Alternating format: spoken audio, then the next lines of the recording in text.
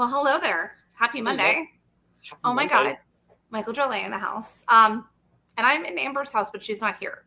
So we'll get the show started. It's fine. Anyways, hi everybody. Happy Monday. Welcome to the Broadway Fan Club podcast. I am so beyond excited to welcome my friend Michael Drolet. This lovely color here with the incredible hair. Last week I was like, oh my God, best hair ever. Oh wait, I'm getting upstated by a dog's butt. Look at that. Are you? I love that Frenchie so much. It's so iconic. But you know what? Thank you for the compliment. I just got it cut today, so thank you. I love it. It's like so cool. Oh, Amber's here. Hey! She's here now. Oh my God. This is actually our very first show together in one room. And we've been doing this show. This is episode 37. So we've been doing it almost a year. And have and Rachel's here. Glambert Mermaid is the wonderful Rachel Margaret. Remember we were telling you about the ultimate Glambert? That would be Rachel. And Rachel's gonna lose her mind when she hears all the dirty details about Adam later. Yes. Oh my God, I cannot wait. All right, and yes. So we're here. We have so much Broadway news, and you're gonna sit in and join us for Broadway news, yeah? Oh my God, I'm here. Let's go. Let's go. Oh, and Rachel, it is not bad things. It's just amazing. I have cool friends, so it's fine. But yes, and Michael, I'm so glad because you said you've been wanting to do a podcast, and thank you for letting us pop your cherry. It's great. Oh my gosh, let's go. You always remember your first time. And I always forget to tell people, we can show how many viewers are on top, but that number doesn't accurately portray it. So be great. Hey, listen. I have a dog in my ass. This is going to be great. All right. We're already off to a wild start. Let's go. We're off to. Hence, we started 27 minutes late because Amber's internet was saying it was connecting and it wasn't. And then your camera just didn't like StreamYard. And our StreamYard didn't like anything. And then I got headbutt by a Frenchie. So it's fun. But we're going to have a great time. Goes on. Yeah, the show goes Life on. Goes on. Oh, blah, de, oh, blah, da. And we're going to have a great time. So we're going to get right into some Broadway news. I will let you start reading the Broadway news while I listen to groups. This is new. This is fun. new. Okay. I guess I'm going to do the news now. Okay. So this is fun. You having fun? Yeah. Amber's having fun. Are you having fun? Oh, yeah. Okay. Here we go. Okay. So lots of interesting Broadway news has come up. And I know we talked about this yesterday, Michael, but Broadway's Louis Armstrong biomusical on Wonderful World has announced it will play its final performance February 23rd. At the time of closing, the production will have played 151 performances, including 31 previews. And it's disappointing. And I mean, I know you said you have a couple of friends in that show, and we also run the fan group for that show, but I just don't feel like they got the right boost. Mm-hmm. Mm-hmm. I wanted to see it. They have some really incredible talent in it. And just, I don't know, we were talking about this yesterday too. So talking about shows that are closing, being and also again, and we kind of talked about this yesterday, but again, it's the whole idea of musical theater is it's literally an American art form, right? Broadway is an American art form. Right. So there are these pieces that are super important to us, and they need to be stories that need to be told. Louis Armstrong, right? Do you know what I mean? Jazz, do you know what I mean? All of these things that are so American. Think about the people that are not. That people that are tourists, wouldn't we want them to see this story? Right. Wouldn't the kids that are on the buses coming in They're pandering to something that are already known, right? And you have geniuses in the show. Do you know what I mean? That they've got the top talent in it. So again, it just doesn't seem like it's gotten the proper funding. It doesn't seem like it's gotten the proper advertising, right? Clearly advertising and marketing is Maybe Happy Ending. Maybe Happy Ending. People were all over the Reddit going, their social media sucks. I know nothing about the show. And from our inside sources, that social media marketing team was removed and a new one was brought in. And now they're soaring sky high. Yep. Swept Away, another beautiful show. And what's happening is, I keep when you bring these things up, it can't help but to realize it's we're learning these things, but it's always just too late. I agree. It's and I don't want to say this and compare, but after someone passes, everyone's oh, we really wish we would have. It's we're letting these little art things that people have worked almost a decade on for each piece. You know what I mean? And so yes, to see it literally get swept away, I hate to use that term, but you know what I mean? No, of course. It really, I mean, I think the cast was working on that show 5 or 6 years. And the story is so unique. The music is there. There's no reason why not. You know, it's just we are not getting exposure to it, you know. And the fan base is there because they came in knowing the show, or they know the Avett brothers, like, and they're there and they're diehards. Like, the group keeps growing. Everything that we're doing, like, everyone's losing their minds the minute another single gets released on Spotify. Like, they want the show back. They need it. But I will say this, and this is just me being on the other side of things. Of course. Is I love theater. It's just become so inaccessible sometimes. Now that I'm in a different sort of part of my career, you know,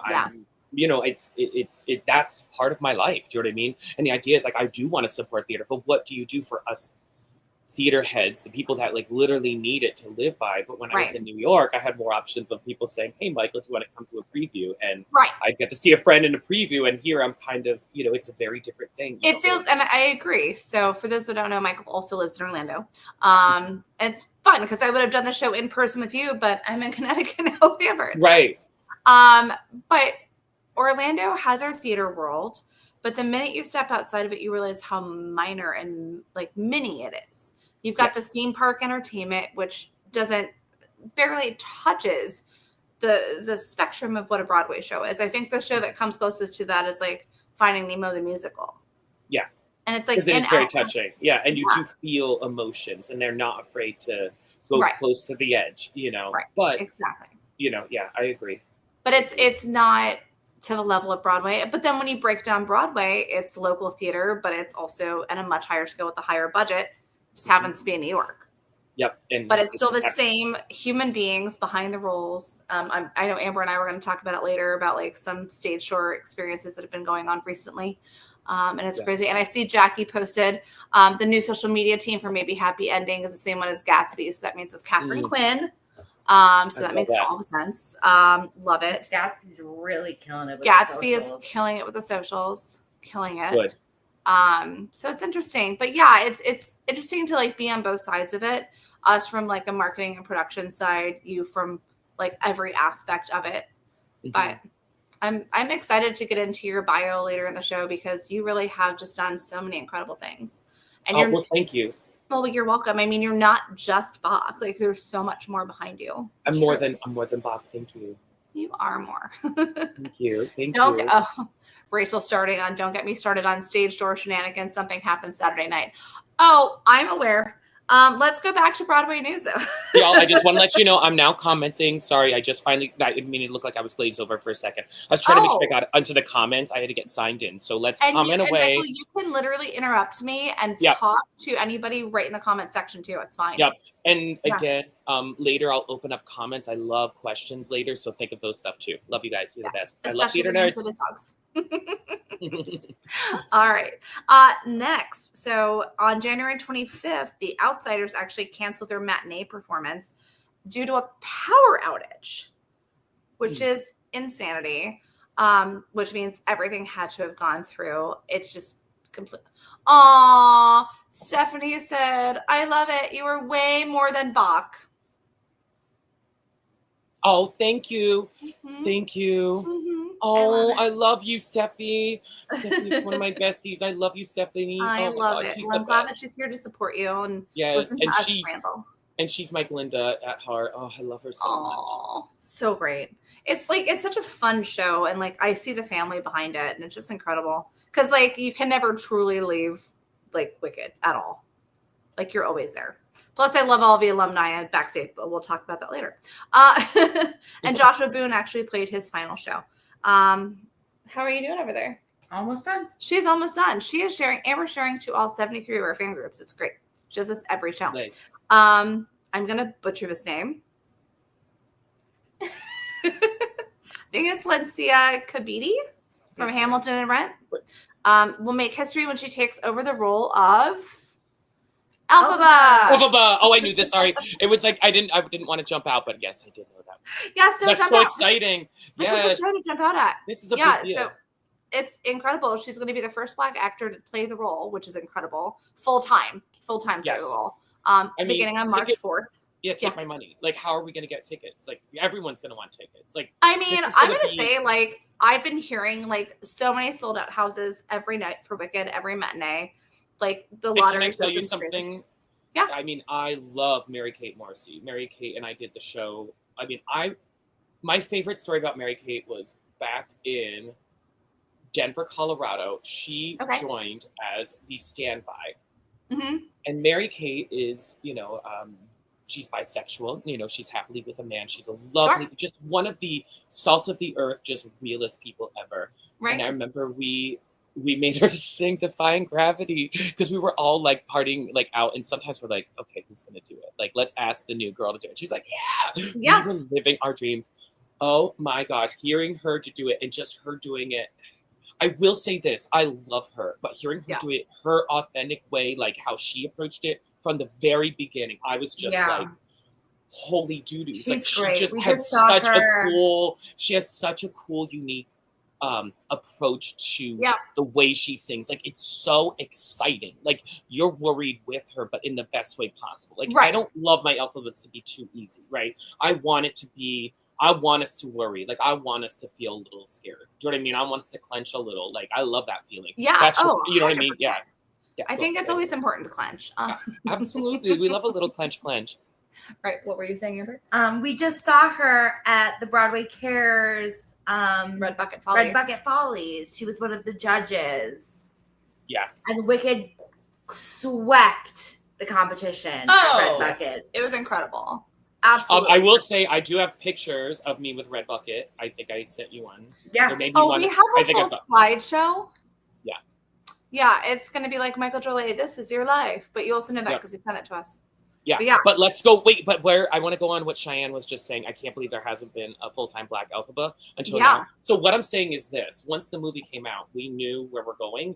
And so what I think is this is going to be slay the house down boots. Like, we can't turn back now. Like, and I will say, this is just my personal opinion. It has always been the Black experience. I'm sorry. The way it's written, everything about it, even when I rehearsed it, it just still felt like that. So I'm not denying what you're saying, Cheyenne. Like, you are on board. And right when I did Broadway, it was right after, you know what I mean? There was an understudy. Do you know what I mean? But again, it's like, it was there. I don't know what, but I will say this, Lily Cooper is mixed. So that's the other thing. Right. And she's been a standby, but she's never, do you know what I mean? And Lily is Black. It's a show that's not whitewashing or blackwashing anything. It's just a show that's authentic. Right. But I'm glad that we're going in this direction, and it's kind of just feels like it made so much sense seeing like the shoe finally fits. You will, because unfortunately, because we're in such a dark time, we needed art to help us make sense of this. And if that isn't the idea of a queer woman's experience who happens to be Black right now, I don't know what is. Like, because they're literally fighting for their existence. So it is Cynthia Erivo. I wanted it to be Cynthia Erivo 10 years ago. Like, when she sang "I'm Still Here," I was like, oh no, like that's it. Like I was like, that's Elphaba.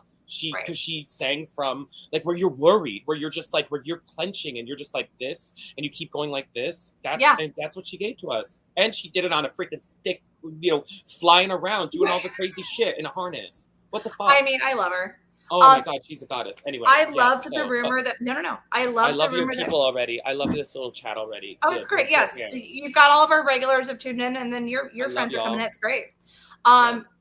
There was a rumor that Cynthia and Ariana were going to be cast in Wicked, and we were both like, no. Because I as much as I love them, I don't know if they would be able to do the stage version compared to what they're already doing in the movie version. I think there's a difference. What do you think? Oh, like as if they could do it in the show? Like that Ariana and Cynthia would be cast in the stage show. Let them go. Do it. Let's go. Let's bring money back to stage. Like, whatever we got to do to bring money back. We've got to make Wicked's already selling out every day. No, but we need more people, right? Because why aren't people? Because when people can't get tickets for Wicked, they'll go to Swept Away. They'll go to the other ones that are great Swept shows. Away What's happening? In December, but yeah. Well, yeah, but you know what I'm saying? Those shows that are maybe closed, but maybe they couldn't get Wicked, so they're going to go to TKTS. And that's the thing. That was kind of the magic about TKTS is you got. Like, I was a kid that grew up going, like, not, but you know what I mean? Like, not grew up, but like once I got into high school, saw my first Broadway show, it was over, you know. And then when I was in college, I would take a bus. It's the most expensive hobby there is. But when you get your cheap tickets, TKTS, show up with your student discount, show up right before the show. We love our TDF. Yeah, so you kind of need those shows. So again, but again, if it gets people in seats, I say do it. Let's destroy the industry. Like let's make all this money. And if Cynthia and Ariana just want to do that, which I don't think they're going to, but I mean, if they do even for a little bit, like. Yeah, like that's what needs to happen, because again, we need to make theater another Hamilton. We need to make that crazy. Like we got to get people. We got to get butts in. Well, that's what Subs was supposed to be, was another Hamilton, and then gone. I don't know what happened. Yeah, I don't know. And Shayna's incredible, and I mean, but I will say this. License? I think that again, I will say this. I'm 100% behind recording, pieces of history. Why can't we record these pieces of history? Right. Why isn't there, again, but that's where I think this is an American art form. Why are we not throwing money at it? Like when you divorce someone who loves the sport so much, but during the pandemic, you're seeing them throw nothing but money at it. And then you're watching everything die. And then you move to New York during the pandemic, and you're seeing Broadway. It was so frightening. It was like post-apocalyptic. Like I'll never. The last show that I saw before COVID was Little Shop, Broadway Fleet Weekend.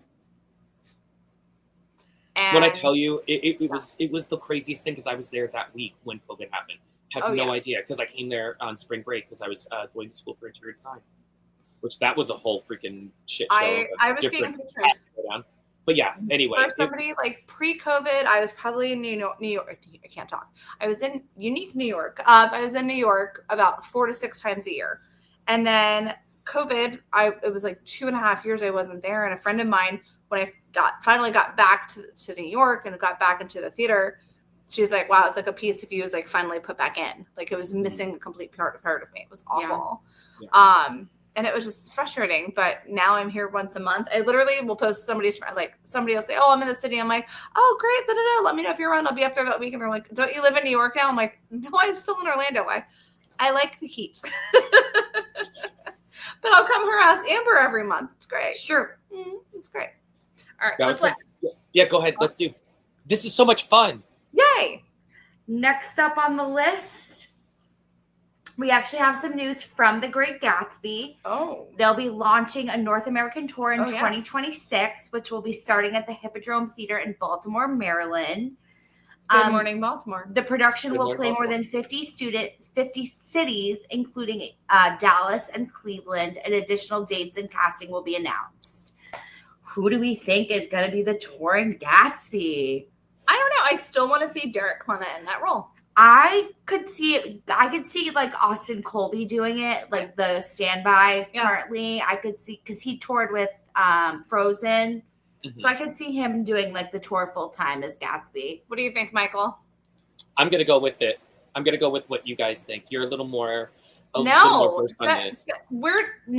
We want your opinion. Don't just... Oh, because I don't really have too much of my thoughts on that, if that makes sense. I just really haven't thought past it. Yeah. I mean, now it's Dog's really excited. I mean, you were also like Dreamcast when somebody put out like, who's the Dreamcast of Wicked?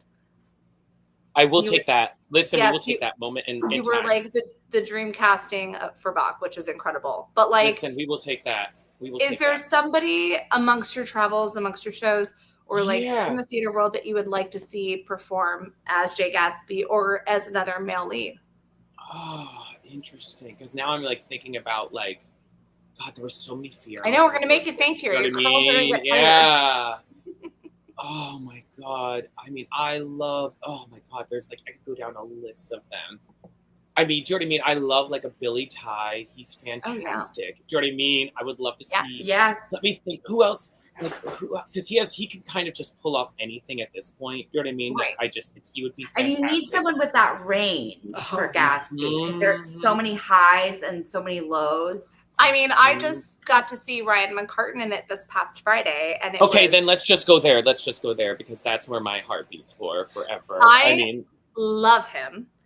And I saw Gatsby when it opened with Jeremy, and JJ was great with Eva, and now they're working in Ryan, and then they're eventually going to work in Sarah. Thank you, Sarah Hyland. Yeah. I was like, with the concussion, my brain doesn't work all the way. It's great.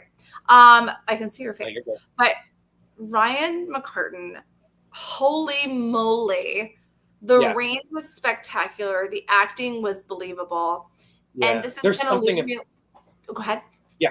Well, he helped me a lot. Like the reason why I'm back into theater now is because of him. Like he helped me get my anxiety under control. I was following him. Yeah, he's unreal and open about all of his struggles, and it made me realize if that person in the middle of something that huge can still have anxiety, why am I letting this take over my life? Do you know what I mean? There's no point. It's a waste. When you realize face it and acknowledge it. Yeah. Oh yeah, and like that's something I preach too. Is like you're the only person that's responsible for your feelings and how you feel, and you have to take ownership of that. And once you can kind of own like your existence, then you're much better off and you're set off on a better path. Yeah. And Trinity says, "Woo, Michael, the best Bach." Yes. I wrote "love you." Oh, I love you, Trinity, so much. Oh my God.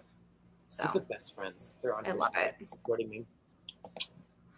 But all right, moving on. So yes, Ryan McCartan, amazing. Such a believable, beautiful performance. And I don't want to hurt the Jeremy Jordan fans, but I liked Ryan in this role better. I really did. I'm excited for Jeremy to go over to Floyd Collins. That's going to be really incredible. But I'm wondering. Oh, sorry. I'm so excited because I know Floyd Collins. Don't you dare apologize. I do it to Amber all the time. Well, I will say Floyd Collins, not to age myself, but Floyd Collins originated in Philadelphia. I believe. Yes. One of the first, and I saw the actual first performance of it while I was in college. And I remember just thinking, this is an insane score that you want these guys to sing. It was unreal to watch. Gorgeous. I'm curious to see visually, because it did suspend a lot of disbelief, right? You really had to imagine a lot.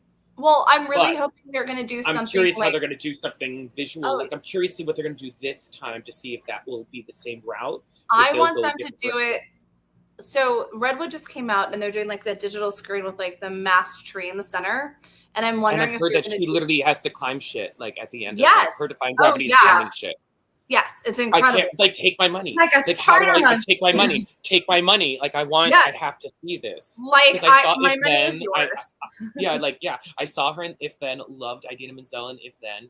I'm gonna be a stan of hers. I was lucky enough to meet her with Eden back in LA. So listen, listen. You just have an incredible life, and I love it so much. Well, listen, I was lucky to see a lot of people. I was gonna say, and the best part is you were so damn humble, and I love it. Well, there's so much more to you than the roles that you've done, and I think that you've chosen your career roles wisely. But meeting, and this is gonna sound crazy to everybody else.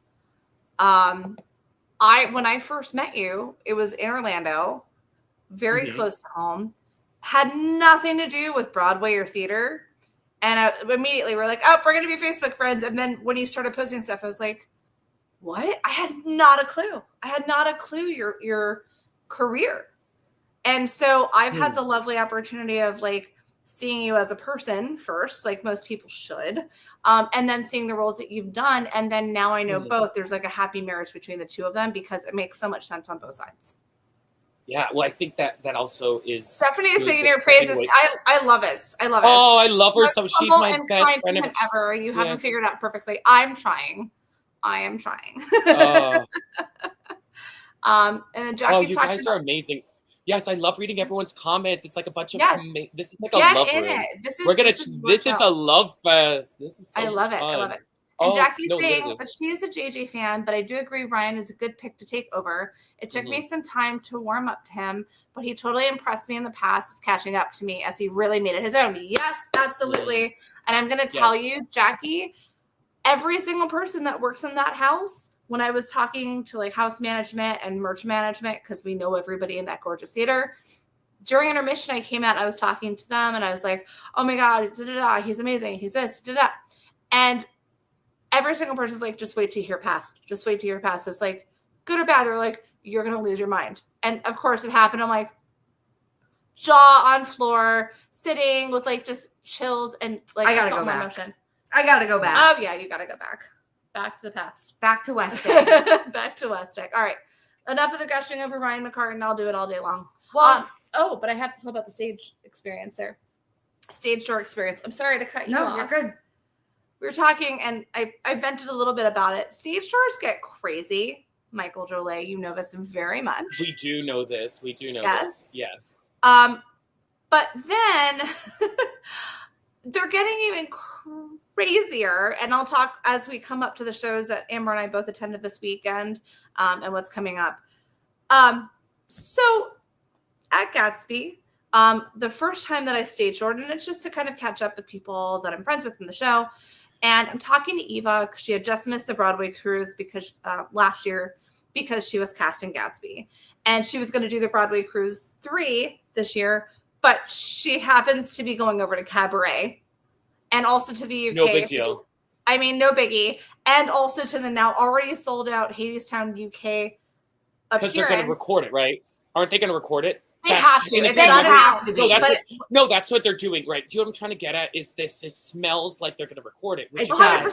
I think that theater needs I smell it. It's in the air. It's a pro shoot. Yes. Yeah. So I like that for us. That's good for us, right? Oh, it's a win for us. We love that because I love that. Oh my God, that show. Theater, that's amazing. Yep, that was on my panel for Bonnie and Clyde last year, which accessibility. So.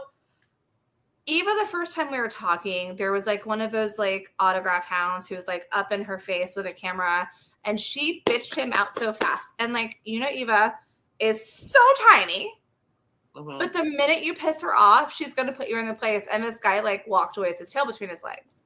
So I was talking to her about like, oh my God, these people that are not wanting to attend the Broadway Cruise 3, which I'll be on in like a month and a half. Oh my God, it's so exciting.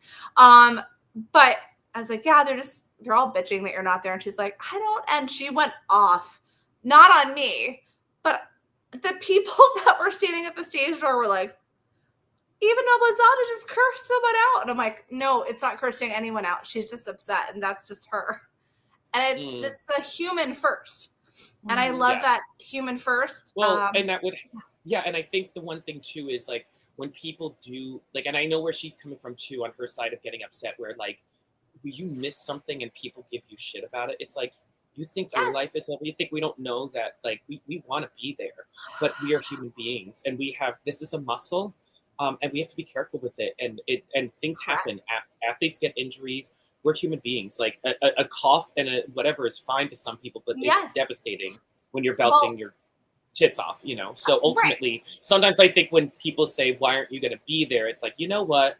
For us to make a decision to miss out on something, especially money, we're not getting paid to not be there. Do you know what I mean? So we know what we're missing. Yeah. So at the end of the day, so when go ahead. It's it's ridiculous. But there's also been a guy who like was harassing like Sam Hawley last week, and the guy came back again, and I happened to be there, and it's the same guy that was harassing people at Little Shop, but the security is like barking them down, and that was appreciated. But yeah, we always preach like stage doors never a guarantee. Behave yourselves. If somebody doesn't come out, like it's okay. I was shocked that Ryan and Eva both came out. Like it was freezing, freaking cold. But you also have people like I was telling my Hadestown story from last year that I was with friends and they were dressed in cosplay because we were talking to Philip, and we came outside and there was a lady that like pushed on my friend's shoulder, like tapped hard on her and was like, I'm going to write a bad review because Jordan Fisher didn't come out. And we're like, did you not enjoy the show? She's like, I just think it's rude that he didn't come out. And that's people throw a fit. Right. Yeah, there's nothing included on your ticket. There was a Reddit thread about it. Not about that one particularly, but stage dooring. And some guy said he paid for this. He wants everyone to have a stage door. But and there was another. You didn't pay for it. And, I will say this at the end of the day. Those are not the audience members we want anyway. So, like, keep it moving. Get out of here. Like, you clearly don't understand the art. If your art is getting to be near a famous person so you can get a signature so you can try to sell it on eBay later, just keep it moving. Get out of here. We don't have time for you. And it's just, it's so silly because people act so entitled. Like, the Reddit thread, somebody was like, I can't believe it. They didn't come out, and like how rude. And everyone's like, and I will be the first one to stand on my soapbox, be like, do you perform 10 plus shows a week? Yep.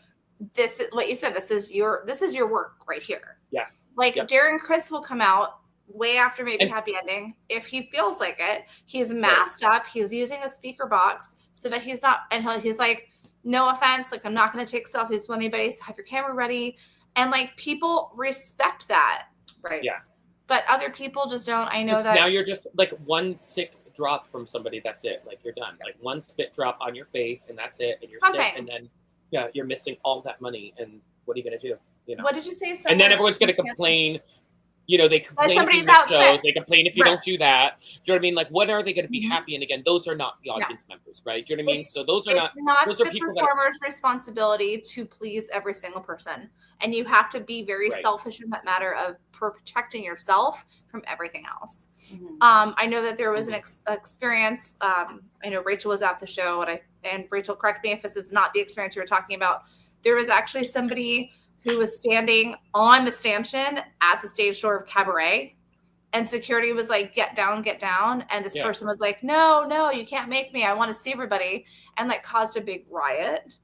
There was another person at the stage door at all. Yep. Okay. Thank you for confirming, Rachel. And then also Saturday night, All In.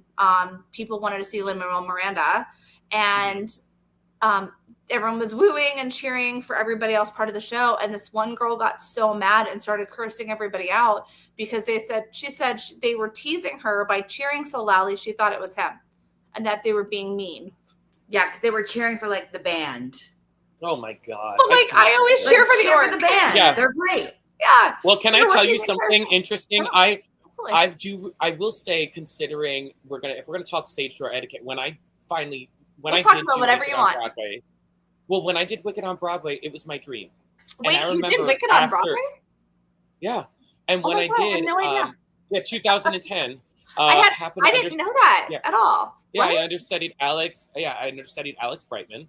There was an injury, so they had me understudy him on Broadway. I would have never known you were in Wicked whatsoever. I mean, who knew? But that being said, I will say I was so excited to come out the stage door. Yeah. But you'd find it fascinating how little they're interested if you're in the ensemble. Like, and people are really rude about it. And I just remember thinking, I just don't get that energy. Do you know what I mean? So for me, after a while, I just went out the back door like everyone else did in the ensemble. But I just remember thinking how interesting how people act out. They act entitled. And in the end, it's after you've done your work, I should have every right to walk out the stage door and feel fine to do so and not feel like I have to apologize because I'm not Bach at the time or not. Do you know what I mean? Even though I'm understudying him or not, whatever, or not a witch. We talk about all the time. People are like, oh, like we had a couple of people that were angry that a specific lead wasn't in a show and it was the understudy and they were so sad or so angry. And it's like, go support the understudies. You never know who's going to be the next. Yeah. I mean, Jeremy Jordan started off as an understudy. Most people start off as understudies and skyrocket, but also support every single person that comes out that door. It might be a costumer. It might be somebody who's a stage. You don't know. A dresser. Anything. And here's my question is like, you don't understand how much the understudies are making. So just chill. Like, do you know what I mean? Like, you would do it too. If you didn't get it and you were the understudy, you'd be like, listen, I would take that paycheck too. Right. It's one of those things where it's like, and literally I loved being an understudy. It was totally fine by me. It was more stressful than when I played Bach. Do you know what I mean? Because at the end of the day, you always knew you were doing it. But like understudy, you were like, I would do my ensemble track and then maybe mid-show get thrown on, which happened. Do you know what I mean? You're all over the place. Like that all the time. Yeah. You have I love watching JJ Neiman's like TikToks and stuff because he always goes, all right, I'm going from this track to this track. It's incredible. And I think it's challenging for a performer, but I think it's just support everybody and don't expect people to come out the fucking stage door. Exactly. Yeah, exactly. Let's go there. Yeah, again, I think that's the idea of social media. This never existed before. Do you know what I mean? No. Nobody expected to do anything. But now because there's this fourth wall has been broken between people's privacy and their real lives. People want the pictures. Do you know what I mean? Now, listen, it's not that people didn't want to do interviews, but now everyone wants to know, well, what are you doing between your interviews? I walked the dog. I did this. I did that. Like, everything is so day by day that it's like everyone feels entitled to that privacy. But at the end entitlement is the word of the day. 100%. Yeah. People feel entitled because they paid for the show. Cool. But also, do you do this for a living? No, you don't. Right. Yeah. All right. What's next? I was like, I can go on my soapbox about Well, stage next drawing all up, day long. we kind of touched on it, so we'll circle back. Redwood officially opened at the Niederlander Theater. Oh yeah, they did. On the 24th. And we have our tickets already. For previews, we do have tickets. Our tickets are March 8th. If anyone is looking to join us, go get an evening show on March 8th. Yeah. We'll be there. Yep. We might do a meetup. We might do a meetup. Yeah. And we also have our tickets for this upcoming Saturday for Romeo and Juliet, which Amber got us on TDF like 3 months ago. And now those same tickets, we don't know where we're sitting, but every single ticket in that show is like close to $1,000. $1,000, yeah. So we scored time. Yeah, so we're really excited for that. The official opening date for Redwood is going to be February 13th. That's when previews are over. And it's so cool because that is the same theater that Idina made her Broadway debut in. So no way, in Rent. Oh my God, I live for that. It's a full circle moment. I love it. And Olivia just commented about stage door, and I appreciate what she's saying. A lady asked me years ago what the purpose of a stage door is for them to get autographs. I said, it's the door to the stage, and where actors leave and enter. It's true. Right. It's 100% That's true. Literally what it is. Yeah. Like, do you want somebody stopping you after you've worked a whole day? No. And following you to the car to be like, following you to the car, exactly. That shit happened all the time on tour with Wicked. We would leave at a stage door, and we'd have super fans that would follow us to our hotel. Like, bitches. Did you hear with Roger Bart? Roger Bart, they followed him through the subway, like to his house. Oh my God, what is he gonna do? Leave him alone. He has no magic tricks. He's not gonna take you back. Yeah, the picture, the selfie posting on your social media is not worth that. Yep, heard. Not worth that. Yeah. We have full casting announced for Stranger Things, The Last Shadow, and Real Women Have Curves. So check out our Facebook groups if you want to see the full cast for those. We don't have a group for Real Women yet, but who knows? One might be on the horizon. But what other show announced some casting this weekend that I missed? That's not full casting. But it's some casting. I'm talking full casting. But there's some casting. Go ahead.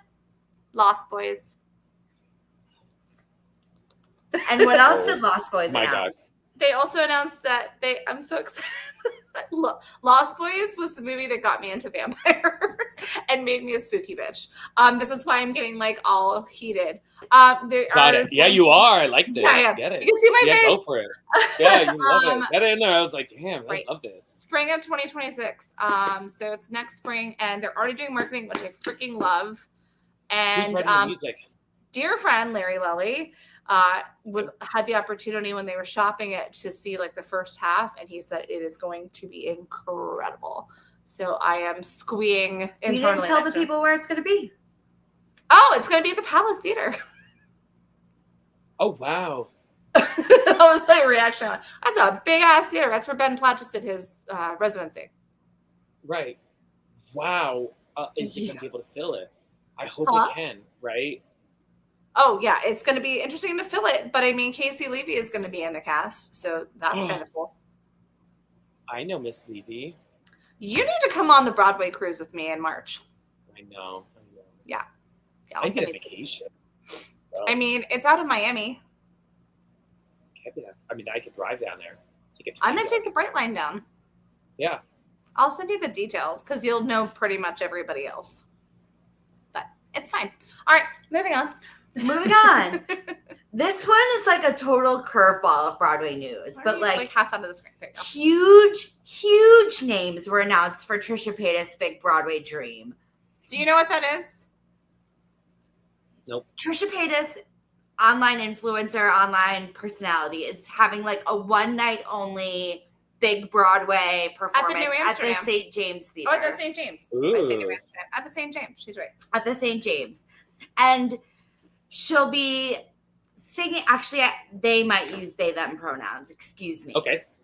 They will be performing with names such as Joy Woods, Sutton Foster, Ben Platt, Rachel Zegler, and your girl, Amber Ardolino. Because I love you some Amber. Oh, Amber. My God.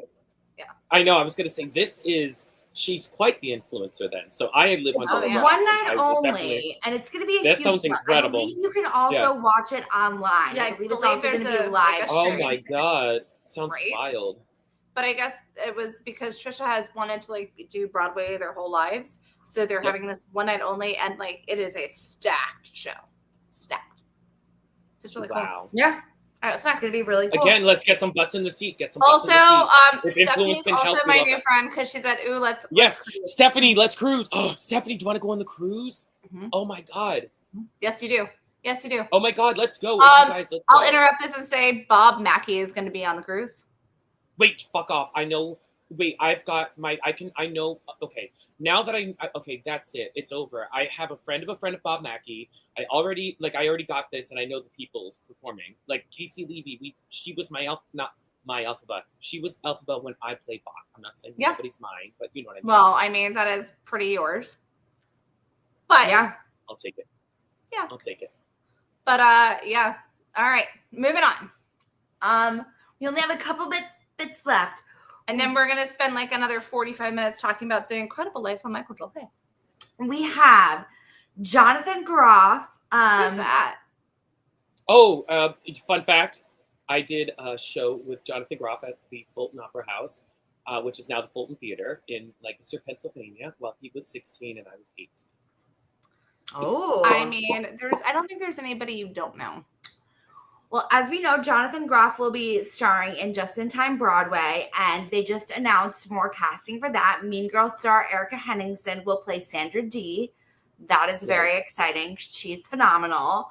And they also just announced that to celebrate the year of 1959, the year Bobby Darin released his iconic album, the first 59 patrons to purchase tickets at their box office opening will receive a limited edition window card signed by Jonathan Groff, which is very cool. It's very generous. I mean, I love it. They're doing like Idina did the whole thing with Redwood where they did like the in-person lottery for the Rush tickets and she was there and signing stuff. I love it because it feels like the community. But we got to get it back. Like we got to make it cool again. Do you know what I'm saying? It is like now you do have to throw in the kitchen sink to get people back in the seats because we see what's happening. Right. You know what I mean? And again, it's a combination of.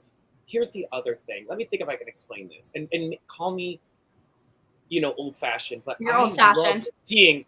I loved seeing old-time musicals when I was younger. Like I loved those shows. Those I classics don't think the kids incredible. get it now, but they're not getting it. They don't want to. They just want Mean Girls because they are. They want an intellectual property that we're aware of already. Or just something that's cunty and you know what I mean? Very like, I don't know. Like, yes, we liked Rent. But we also did still like the other stuff. Do you know what I'm saying? Like, we like the variety. Whereas kids now are just like, we like only this, and then they're not willing to watch the Just in Times or the, do you know what I mean? The other stuff to understand that these are classical ideas and elements. Like, it's just what like will mold your little theater heart and make it more dimensional. Yeah, exactly. And that's what we love about theater is it's many different positions.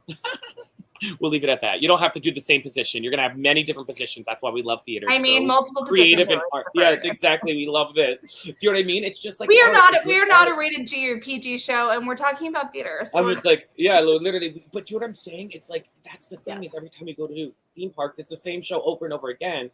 But theater, I could see the same show over and over again, and it's different every time. Every single time. Yep. Every single time because there's so much complexity to each one of these. There's pieces. Different nuances. So that's why it's why it's sad because it literally does feel like a piece of art that you'll never see again. Like it's like literally saying I created this vase over 10 years and I'm gonna smash it and we'll never see it again. I preach that on the reg.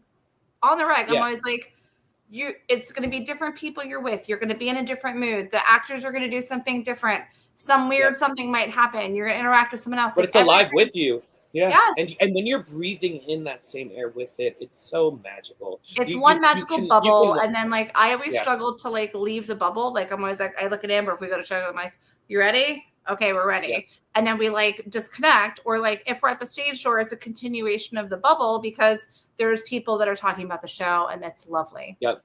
Well, because you knew it was such an experience, right? You dressed up, you did spend more money, but you knew it was worth it all. And so when you left it, you didn't want it to just go back into the trash. You wanted like it to be out there right now. You know what I mean? And just, absolutely. Yeah, exactly. And that's the whole point. It's like you're part of the. People have to remember, like when I was in Wicked, we hate it. Don't get me wrong, polite audiences, Canada. It's fine, but I mean, and I'm, but we need people that are breathing and cheering and like it's weird. You'd be in Indianapolis and they'd be screaming, and it's like if you want to scream through a show, you're gonna love the show. Like we're going to do all of that. We're gonna give you 1,000% the whole time. Now I want to know your opinion on something because it came up yesterday. I don't like Reddit except I read through the Broadway Reddit like it's the news. There was this someone complaining about people cheering too much? No, kind of. Oh, okay, thank God. Go ahead. Sorry. So somebody was talking about, is it proper theater etiquette or not? Because what they were finding, and it happened to be, they were watching Mandy Gonzalez at Sunset, and she was hitting one of her finale notes, and all of a sudden people were clapping and cheering, and she's like, I didn't come to listen to them clap and cheer. I came to listen to Mandy sing her freaking soul out of her body. Well, then what I would tell that person then is, what I would say is that person did not come there to do that. When you get a ticket, you're there with other people. If you wanted to do that, you would stay at home and watch a recording. If you didn't want to hear the people, because that's part of the deal. And the whole point, art should not. It moves us. It should move us to tears. So you're gonna tell me that like I can't cry. I can't. When this happens, it's like I can't even tell you. You can't control the emotion that's coming out of your body. If you've got that energy coming out and it's clapping or hooting and hollering. And guess what? Can I ask you a question? If that many people are clapping and cheering and you're not, maybe you should look on yourself a little. Right. And maybe this is not the right place. Well, do you know what I mean? Because I've been in the audience. Well, because I've been in audiences where people are like, shh, shh. And I was like, no, this is not how this works. Like, that's not how this works. It took my dad to go see Shucked almost 2 years ago at this point. My dad had never seen a show on Broadway. And I'm sure I was going to say, and I'm sure alone with that show, it encourages you to cheer, laugh, whatever. You're supposed to be leaning in. It was the first show I ever saw a mid-show like standing ovation for Alex Newell. Yeah. It was incredible. And my dad was there with me. And I was like he stood with me, and it was just like, you're so overwhelmed with this like urge to like just grab the music and just be there and be in the moment. Like I feel it in my body now. Like you're just there. Just do what feels natural, but like don't be an asshole. Yeah, that's our tagline. But guess what? Like, I'm not a spiritual person, but that's my church. Like, theater's my church. Theater's spiritual. And at the end of the day, and at the end of the day, I love it. I love because at the end of the day, you probably, like, I won't even connect with something that I'll stand up for. Does that make sense? Like, I'm connecting with my human response to see the human experience is what's making me get to. And as a performer, like you're saying, you're going to give them 100%. You are literally pulling that energy from the crowd, because if you're not getting that from the crowd, it's a give and take. It's TV and film. Otherwise, it's TV and film, period. And these are two different vernaculars. And that's the whole point. And I think that's what we're missing. And if we don't sell it at that, we will lose it forever. Just like opera, where they realized that people were too scared to do anything, breathe, clap, anything. But it does move you. And they're finding that this new audience wants to kind of know what's going on. Mm-hmm. We need a little bit more. It's not that we're not appreciating it. It's just make people feel left out. And again, as long as you're not being disrespectful and you know the difference. And at the end of the day, as long as you can put your head on the pillow at the end of that performance and say, I wasn't disrespectful, go for it. But if you're being disrespectful to other people enjoying something, that's rude. Now, again, if someone wants to talk during something, I have a problem with that. I'm sorry to say this is going to offend other people, but if someone wants to sing, don't do that. Like, we're going to ask you. That's not offending us because that is not. And because again, we did not come. I want to hear them do it. Do you know what I mean? And there's nothing worse than when an alpha goes for it and you hear someone else in the audience sing it down an octave and just shit and ruin the whole riff. No. Do you know what I mean? Just stop it. Like, do you know what I mean? Nobody. It's not the sing-along movie version. It's not the sing-along. So that I'm going to say no to. But what I'm saying is, if the art that they are doing and you receiving it makes you feel moved to do this, you got to do it. You know what I mean? So we went to Cabaret. Yeah. Ooh, I'm plugging in my battery. I thought it was. I'll plug in your battery, and I'll right here. I got it. Cabaret. All right, good job. We We're draining your battery. We're taking all of your energy. Never take it all. So Saturday, Amber and myself and Rachel, our little glamber, went to go see Cabaret.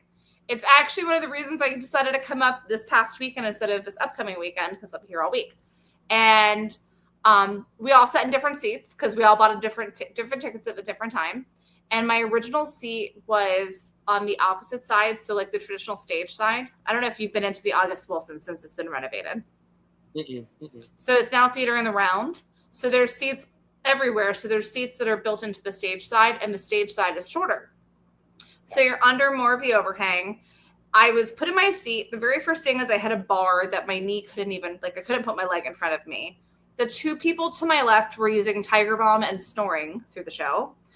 An older lady to my right was using her, I don't know why, using her flashlight on her phone for about 20 minutes. Somebody else is texting down the row, but it reverts and like comes off and reflects off of the wood from the above. So I'm just sitting there. I was crying, so angry, mad. And I was, thank goodness for, is it Megan over there? Mm-hmm. Megan, who is the head usher. She found me a seat like at intermission, but I'm like, how do you people do this? And how are you enjoying the show? Yeah. Yeah. And are you? And I think the whole point is that they aren't. Because if they were, they would not be pulling out their phone. They would not be, but again, keep it moving. Be there in the moment. People out there. Yeah. You don't need the distractions. Those are like the people that like go to the movies and play on their phone the entire time. It's not, you're not there for the experience. Yeah. You're there for background noise. It's like church. It's like church. You don't have to go if you don't want to. Right. Right. You know what I mean? You really don't have to. Nobody's forcing you. Yeah. And again, it is, something that is sacred to us. Like, I'm sorry to say this, but I do care. And that's the thing is people on stage do notice that shit. You think we don't see? We do. We can tell if your phone is on. Oh, didn't Honey the Phone call somebody out with a phone that was on the other side? We can see that shit. Yeah, we can see everything. Anyway, it's not hard to find the illumination on someone's phone to their face. Yeah, because your face is lit up. Look at this. Yes. Like, you know what I mean? Like, come on, let's be real, Yes. You're going to tell if I'm doing, you can't see this, Anyway. No, I can't. Not at all. No, your face doesn't naturally glow in the dark. It's that highlight. I know, right? So I know that Rachel is dying. I can see her. She's like messaging every little thing. This is our little Glambert. Do you remember I was telling you about her and I said, she's like the #1 Adam Lambert fan? Yes. Do you care to share your comment to me when I said that to you? Yeah. Should we just get started? Do we want to should we just go for it? Do we want to? I have one more piece of Broadway news. Oh. Yes. And then we'll skip to that because I think Broadway news. We'll put it, yes. Because I think segue us into your. Will it? Because it's relevant to your experience. Death Becomes Her, Megan Hilty and company will be playing on The Tonight Show tonight at 11:35. So tune in to watch Queen Goddess Megan Hilty perform Mother For the Gays, which is the best song in that show. I cannot wait. You have no idea. She was my first Glinda ever. I had rehearsals with her in New York. So when I just say, just learn from the best, I love it. Absolutely. That's why I was like, this will be a great segue to talk about Wicked. And now, ladies and gentlemen, it's the Michael Drolet Show. Y'all are the best. All right. So, yeah. This is here. We're here. We're just hanging out in the living room together with the dog. We're just hanging out. And so let me think how everything. So basically, my first show I saw was like a community theater show. And it was The Wizard of Oz. And it, ironic, huh? But I remember just thinking, I have to do this. And I couldn't believe that these were people that I went to school with. And I was like, this looks like a lot of fun. I would love to do this. So I ended up doing like the next show, which was The King and I. It was a different time. We won't talk about that with the makeup and everything. It was a very different time. But that being said, did that. But then I got like the theater bug. And then I went into high school. And That's the only bug that I'll accept of getting. I can't say it's the only time I've got. Yes. Anyway, but that being said, high school, I remember we did because we would do classic shows like Carousel. So I was one of the Snow Children because I was kind of young for my age. But I do remember at a community theater, I played Edmund in Narnia, which was the Lion, the Witch, and the Wardrobe. And I remember my voice hadn't changed yet.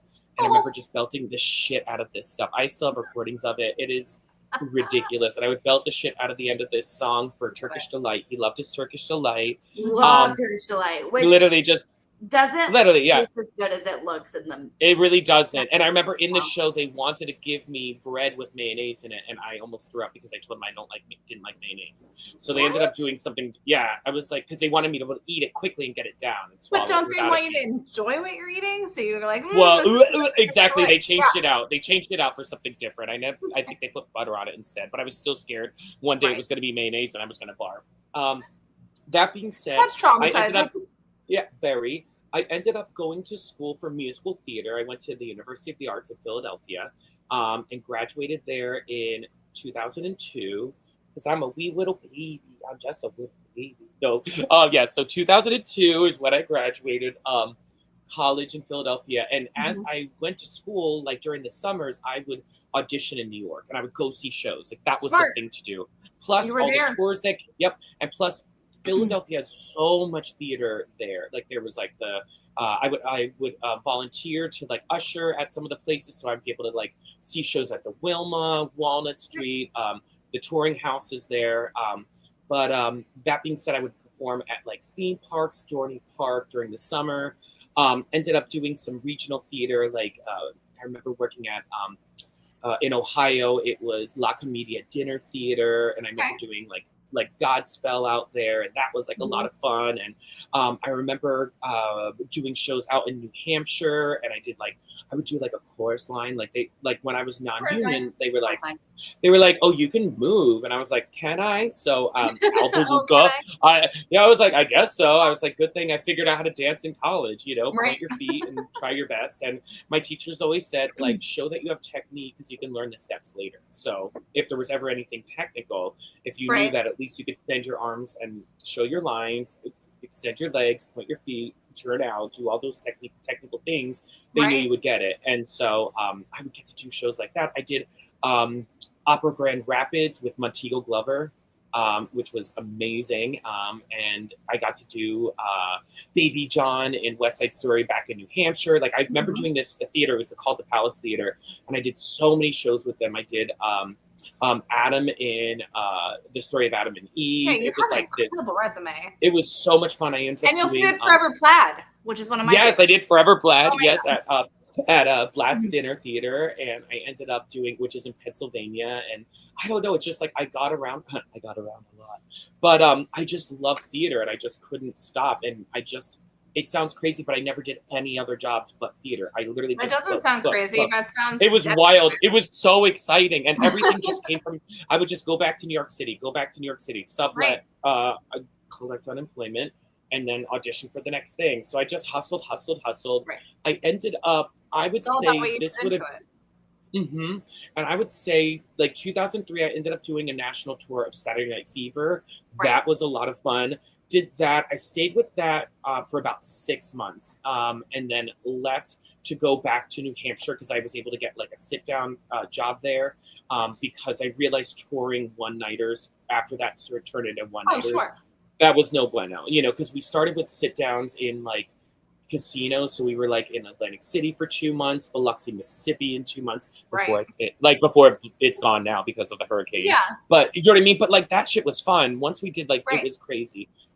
Left to go back to New Hampshire, audition in New York for this weird, I was like, what is this? It was like for Disney, and they were having auditions for Snow White and Enchanted Musical. Right. Well, they had the auditions for the Dwarves on Sunday, and then Monday were the Prince and for Snow White. And I remember going in on a Monday because I still had shows on the Sunday. Right. And I walked in and I was like, I'm here to audition for the Prince. And then they laughed. They knew I was obviously too short. And then they literally taught me the dance. We love a short Prince and a short king. Listen, as 5'4" as I am, so I ended up, they taught me the dance by myself. And I literally got sent out to Orange County, met some of my best friends out there, did the show with future people that I would work with again. Marcy Dodd, Dan Pacheco, oh my God, the list. There's so many people that were out there that were part of this show. Noah Rivera, all these people that have been around that have gone on to Wicked, But that being said, I did that show for about 2 years out there. I played Sneezy at first, which was the more dancer of the dwarf. He had to do this big Russian leap off the table. Awesome. with a fat suit. So you can't see what you're jumping, right? You're jumping and you don't know where you're going with big and you don't know where your fat suit's going either. And did I mention we're tapping? No, we're clog tapping. Whoa. Oh, that's what we're doing. Yeah, on a table to a thing, and we had to do I had to do pullbacks, jump, clog back onto the table. I do. I've got recordings. It's crazy. And I also played Dopey, Sleepy, and Bashful as well. So some days I would do all 4 of those in a day. Guess what? I remember being there with rehearsals for this show, and I remember us watching Defying Gravity happen for Wicked and just being like, that is the coolest thing ever. Right. Can you imagine? I love that show. And I remember there was someone that played Chistry that was like a dancer at Disneyland. Like he was in the parade. Because our show was in the Fantasyland Theater. So it was kind of like their whatever outdoor, indoor, outdoor, right. you know. And I remember just meeting this person that played Chistry. I don't even remember what their name was. But I was like, oh my God, you played Chistry on the national like tour, whatever. I was like freaking out over them. I love that. Well, that being said, like, I can't explain it, but just like I left, you know, that show closed. I remember going back and forth to New York, and I remember getting offered Peter Pan in Peter Pan in Vermont, and that gave me my equity card. That's amazing. But right before I went to this audition, I happened to go to this open call for this show called Wicked, right? Oh, well. Wow. Huh. We decided, so that was in this, that was right before that summer, and I ended up going to this open call. At that time, I was still non-union, and I went and I waited and I waited and I waited all day long to be seen, and this was in Los Angeles. I mean, that's kind of the norm there, too. Yeah, and so regardless of what city you're still waiting, you know. Well, once they got through all of the union people, then they started seeing non-union people, and still, even then, there were still so many non-union people. By the time I got in there, they were like, you have 8 bars to sing, and I'm like, well, I'm going to sing the shit out of the last 8 bars of Lost in the Wilderness. Right. So, and I knew Lost in the Wilderness is a great song from Children Meeting, already written by Mr. Stephen Schwartz. Yeah. Just felt the shit out of the end. And what was interesting is, I forgot to mention, when I was doing Snow White and Enchanted Musical, one of my best friends in the show who was playing the prince happened to be Drew Gehling. And so we became friends right away. And he was like, hey, my girlfriend, Sarah Ford, is in the Chicago company at Wicked. There's a perfect track for you in the show. And I was like, what do you mean? He goes, there's this Bach understudy. You're like, go on. Track. He was like, what do you mean? He was like, well, he says tenor 1, so he's got to sing all these high B's. So, like, you know, all that. But I had to belt that shit, you know. And I was like, yeah, I'll figure this shit out. And he was like, you got to go in for this. And he understudies Bach. And he plays the rat. And I was like, he's like, that's your perfect track. So I knew that going in there. So I knew how to handle this call, like this audition, because I was like, I just have to belt really high and show them I can hold a note and just like belt it and do it. Yeah. And I was in there, and it was Craig Burns from Bernard Telsey only in there. And literally, as soon as I got done, he's like, we're going to call you back for Bach. And I was like, oh my God. He's like, yeah, there's this ensemble track that's going to, you know, we want you to do this. And I was like, holy shit. So I had my callback for that. Went to my callback, felt really, really good about it. I did, you know, my Bach stuff, sang all my high B stuff, felt really good about it. And then it kind of, I hadn't heard anything. Went off to do be the business. We're learning this. Right. Yeah. Then went off to play Peter Pan. While I'm in Vermont, I get a phone call from an agency called K.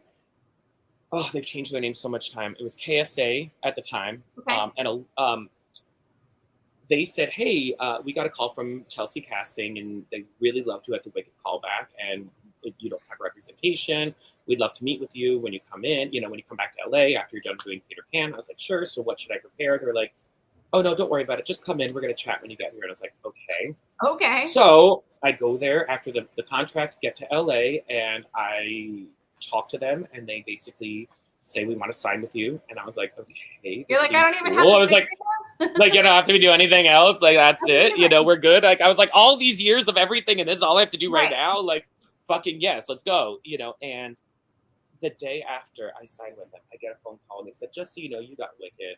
And we're just trying to figure out which company you're going to be in. You're either going to be on the national tour. That's where we're looking at to put you now. The first national, but we have to wait for the LA company to open, and that person will move from there to go to LA. And congratulations. So I'm like, well, that's cool. So I have an agent now. Unfortunately, I'm losing 10% of my entire paycheck for the rest of my life with the show. I mean, from a non-union audition I went to on my own, but we did the thing. I don't regret, you know, we have to say, but I just wanted to put that out there. You know, we got that 8 bars on my own, but we did it. And that being said, I remember it was just so thrilling, because I remember even like because I had a second callback. I forgot to tell you about that part, but it was actually inside of a church. And in that church, I That's had bizarre. a panel of people. Oh, I'm sorry. Yeah, I didn't just get Wicked without I'm sorry. There's one more panel. I forgot. I had to come back in. There was No, another I'm saying time that's that I had to come bizarre, back. but it was at a church. Yeah, in LA. Oh yeah, LA's fucking nuts. So there's a church in the middle of LA with a big red AIDS, ribbon on it. It's the coolest church ever. I think it's I used to go there. Anyway, they had a smaller, so they have a school there, but they also have a smaller church, literally a smaller cathedral, and it literally that's where my callback was.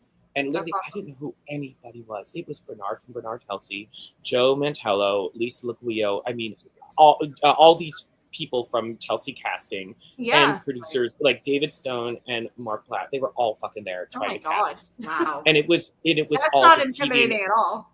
Well, I didn't know. So I'm so dumb. And so it's me and all these TV and film people because at the end, I was only called back for Bach for the LA production. But then they had me sing the high B shit, and I was like, I'll sing it. But I was like, shit, hopefully I'm ready. And I did. Right. And could you do that 8 shows a week? And I was like, yes, Mr. Remus, I can. I can do that. And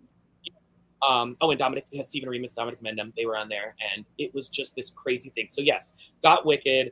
Ended up doing 2, because it wasn't starting until January, right? So this had been, at this point, I got Wicked in September. I was now playing JoJo and Seussical. I booked JoJo and Seussical, and I booked. I was doing Thoroughly Modern Millie as a tap dancer. I don't know how the fuck I booked that shit out in California, but because I'd worked with the choreographer from one of the choreographer's assistants from Snow White, they liked me. So that's amazing. I mean, you did tap dance in a fat suit, so I think you're okay to do Thoroughly. You know what I mean? We did do it, right? We did, yeah. So, so yes, I had everything you were doing had already led to this point. Yeah, and what was cool is within 6 months, I had booked 3 equity gigs. Do you know what I mean? And that was really cool. And it was just like bam, bam, bam. I worked right away. And I remember I was doing Seussical, and I remember a friend of my ex's decided to come, and then we were hanging out. Eden Espinoza. So she was so excited. She was like, I was dying to figure out who you were. I figured you would be the Bach understudy because it said you were going to be opening the LA production, because at this point now, I'd found out that this person who was going to be going into the LA production as the Bach understudy had another injury, and they were not able to go back into the show. They were hoping to go back into the First National. They were not able to go back to the show, re-injured themselves. And so they were back out, so that there was no way that they could open the LA company. So they then gave it to me. And so I opened the LA company. So I knew at that point that I was doing that, which was not the worst thing because I was already living in LA. No, you're like, I already know what I'm doing for the next foreseeable future. Yeah.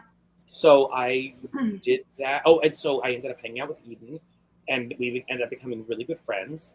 And we ended up, so I ended up starting rehearsals in January for Wicked in New York. And it was just like at 42nd Street Studios, dream come true, literally fucking just like, what is my life? And I remember they're like, oh, we're going to do vocal rehearsals. So it's me and this one other tenor one. I was like, there's only one tenor one besides me. Thank goodness I learned my part because it's the hardest vocal part I've ever had to sing in my life. And it's known, it's notorious. It's literally the highest and hardest tenor line I've ever had to sing in my life. Mm-hmm. It like literally is like the equivalent. It feels like singing the end of Defying Gravity over and over again, like for no good reason. Like it's just nuts. And the other tenor one was Adam Lambert. So I don't know who that is either. Yep. So we became best friends right away, and we hung out that night, and we became like he's just a wild, charismatic person. I just love being around him. So so we opened the LA production. I mean, cut to that. I will say I understudied Bach, and what was cool about my track is the rat track is what they called it. Because every track kind of has like a different name, like cigarette track is the girl that has the cigarette, palm tree is the girl that has the palm tree in Shiz, boa track is the girl in Oz that has a boa. There's all those little names for these tracks. Now, did you send us a picture of the rat? I feel like you did. Oh yeah, the rat's in there somewhere. Hold on. It's creepy. It may be later. Because I think I did the rat later. Yeah, because I did the rat later. I'll tell you, because that was when I went back to the show. Anyway, long story short, I ended up just having to learn all these things I'd never. Does that look familiar?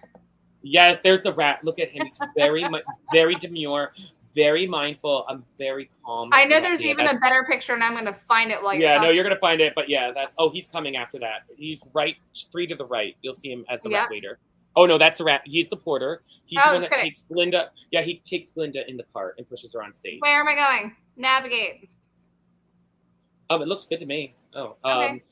but yeah. So that being I'm trying said, to give the people visual images. It's great. Yeah, I love it. That is the rat right there. You were mentioning yesterday, why did Adam audition for Idol?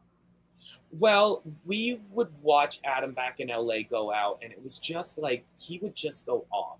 Like, you know that song "Crazy" by Gnarls Barkley? Yes. Like the way he thought about that song was like an acid trip where he came to know himself, where something. I mean, but when you're telling me, like, you know what Adam does when he just like goes off, like when he just goes off on a song. Yeah. Now, I will say this: Adam blew up in LA because there was a production of the 10 Commandments, and it was with Val Kilmer.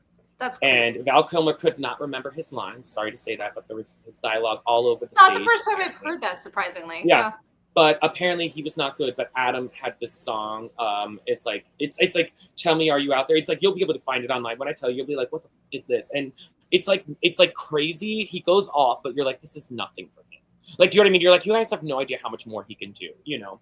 But they loved him, so he got rave reviews. That's how he ended up getting to be the understudy. Fun fact: when I saw Wicked in LA, it was the first time I ever saw Wicked. It was on tour, and my first Fiero was actually Adam Lambert, and he was the understudy, and he went on, and I was just like enamored by him because he had such a sort of like 80s, 70s sexy kind of androgynous. It's that Freddie Mercury vibe. It's the Freddie Mercury vibe. Yeah, so and it worked in the world because why does everything have to be what we have now? Like, what about a dude who's doing dancing and stuff? Like, he just sounded so fucking cool. Like, he has such a cool factor to him that it worked. Do you know what I mean? Like, it was amazing. Right. I love that guy. But anyway, and I remember Secret. Oh God, I shouldn't say this, but Eden really wanted him to be playing Fiero with her because they wanted to go off. They wanted to just go nuts with "As Long As You're Mine." Let's just say that. Mm-hmm.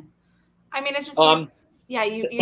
It's nice to have supportive friends, which is always important. Yes, like, but we did love on each other. Yeah, and it was a cool time because we knew we were a big deal. No offense, but like we were coming out of stage doors with. No, there's no offense taken. You were a big deal and still are. It's great. Are, yeah. Well, I will say that the Pantages Theater in LA, it was huge. We had carpets, like literally they had carpets and stanchions and security for us to leave. I had fan mail for my dog. Like, you know what I mean? Like, it was nuts. So wait, let me go on. I didn't even get to this part yet. So here's what happened in LA. So we open LA, right? And we're in previews. Well, the person who's playing Bach at the time, who's a child actor, had some health issues, and he ended up missing quite a bit of shows. And that meant the other understudy was going on. Now, the other understudy was a bully to me, and he was the other Bach understudy. I already understudied it. Why was he a bully? We're not going to leave it because, you know. I mean, like, just people are. No, I mean, I know. Yeah. But that being said, he did end up going on in the for previews, right? Well, our stage manager pulled me aside one day, and he called me in, and he said, "Michael, I need you to know something. We know that Adam's been missing shows, and we need to, not Adam Lambert, it's a different, I'm sorry, we know that this person's missing shows. You know, we need you to be ready to go tonight." And I was like, "What?" They're like, "Yeah, we need you to go on tonight because you were their second choice for Bach. And this is not really what we expected, and we don't want the other understudy. He's an emergency." Right. So it pays to be nice. And also it pays to be prepared. Like, I knew what the fuck I was doing. I didn't miss a single scene change. I didn't know. I knew exactly how to put the Tin Man costume. I knew every single part of it. And listen, like, I end up going on somewhere between, I don't remember, it was like 30 to 40 something times within this person's first contract. So when that time was up, this happened. Let me see. I'll show you one thing real quick. I got this little message, and this is from David Stone and Mark Platt, and it says, "Thank you so much for stepping into the role of Bach. You know, congratulations." Aww. And basically, oh my God, I love that. These are the producers of Wicked. You know, giving me like they literally like handpicked me, and they were. But I love that you respect like that so much. The audition because what's that? Sorry. I was like, I love the fact that you have that and it's framed, like you're saving that. Like, You really are just like such a humble being, and like it's so cool because you're showing Oh, respect. thank you. It's true though. It's very true. I only associate myself with good people. Yeah. I will say, I think a lot of it has to do with humility is learned. You know what I mean? It's a learned habit, you know? Yes. Because it's like you, and again, it's a weird thing because a lot of people that are famous, you kind of have to be a narcissist, right? Like to be able to think only for yourself as a business is kind of a lot of nepotism behavior, too. Absolutely. which is why I am drawn to theater, right? Because I will show up and do whatever callback you tell me to do, right? So for instance, like I did end up understudying Alex Brightman, right? So if you're going to call me back for Beetlejuice without like having me audition and you just want me to learn 19 pages of this shit, right? I'm going to figure out that voice. Like I'm hi, I'll be your guy. I'll figure it out. You know, whatever. Fuck off. You know, I don't know.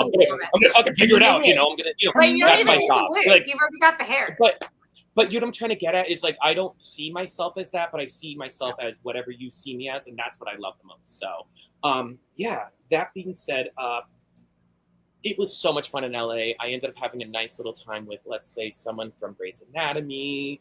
Sure. Really cute guy for a while. Like we were the thing. It was so much fun. The parties we went to on Sunset. Oh, there's so many more stories I could tell, but I can't tell all of them because I just Amber can't. Really, you know what I mean? Really, Some of those really things. Right now, I do. I can see the eyes. I don't even have to look at her. She's obsessed. But let me see if I can do this. Let's tell a silly story back in LA. Oh yeah. So I love this. This is really the Michael Drolet show, and I'm here for so it. this is a story about a memorable named Joanne Worley, who is from a TV show called Laugh-In, which was their, you know, sort of SNL at the time. Yeah. She kind of spin her pearls We're around. showing our age too. We know what Laugh-In is. We know Laugh-In. Yep. So that being said, she was a nutcase. Joanne would miss certain things, and it was hard to understand what would happen next. For instance, in the beginning of the show, when Madame Morrible usually comes in, you know, welcome students to Shiz University, there is no Madame Morrible there at all. So there's a silence as awkward as this, and all of a sudden, the midwife who follows, who plays whatever that character is, you know, the fellow teacher, you know, is walking in with the books, and she's trying to figure out how to cover for this.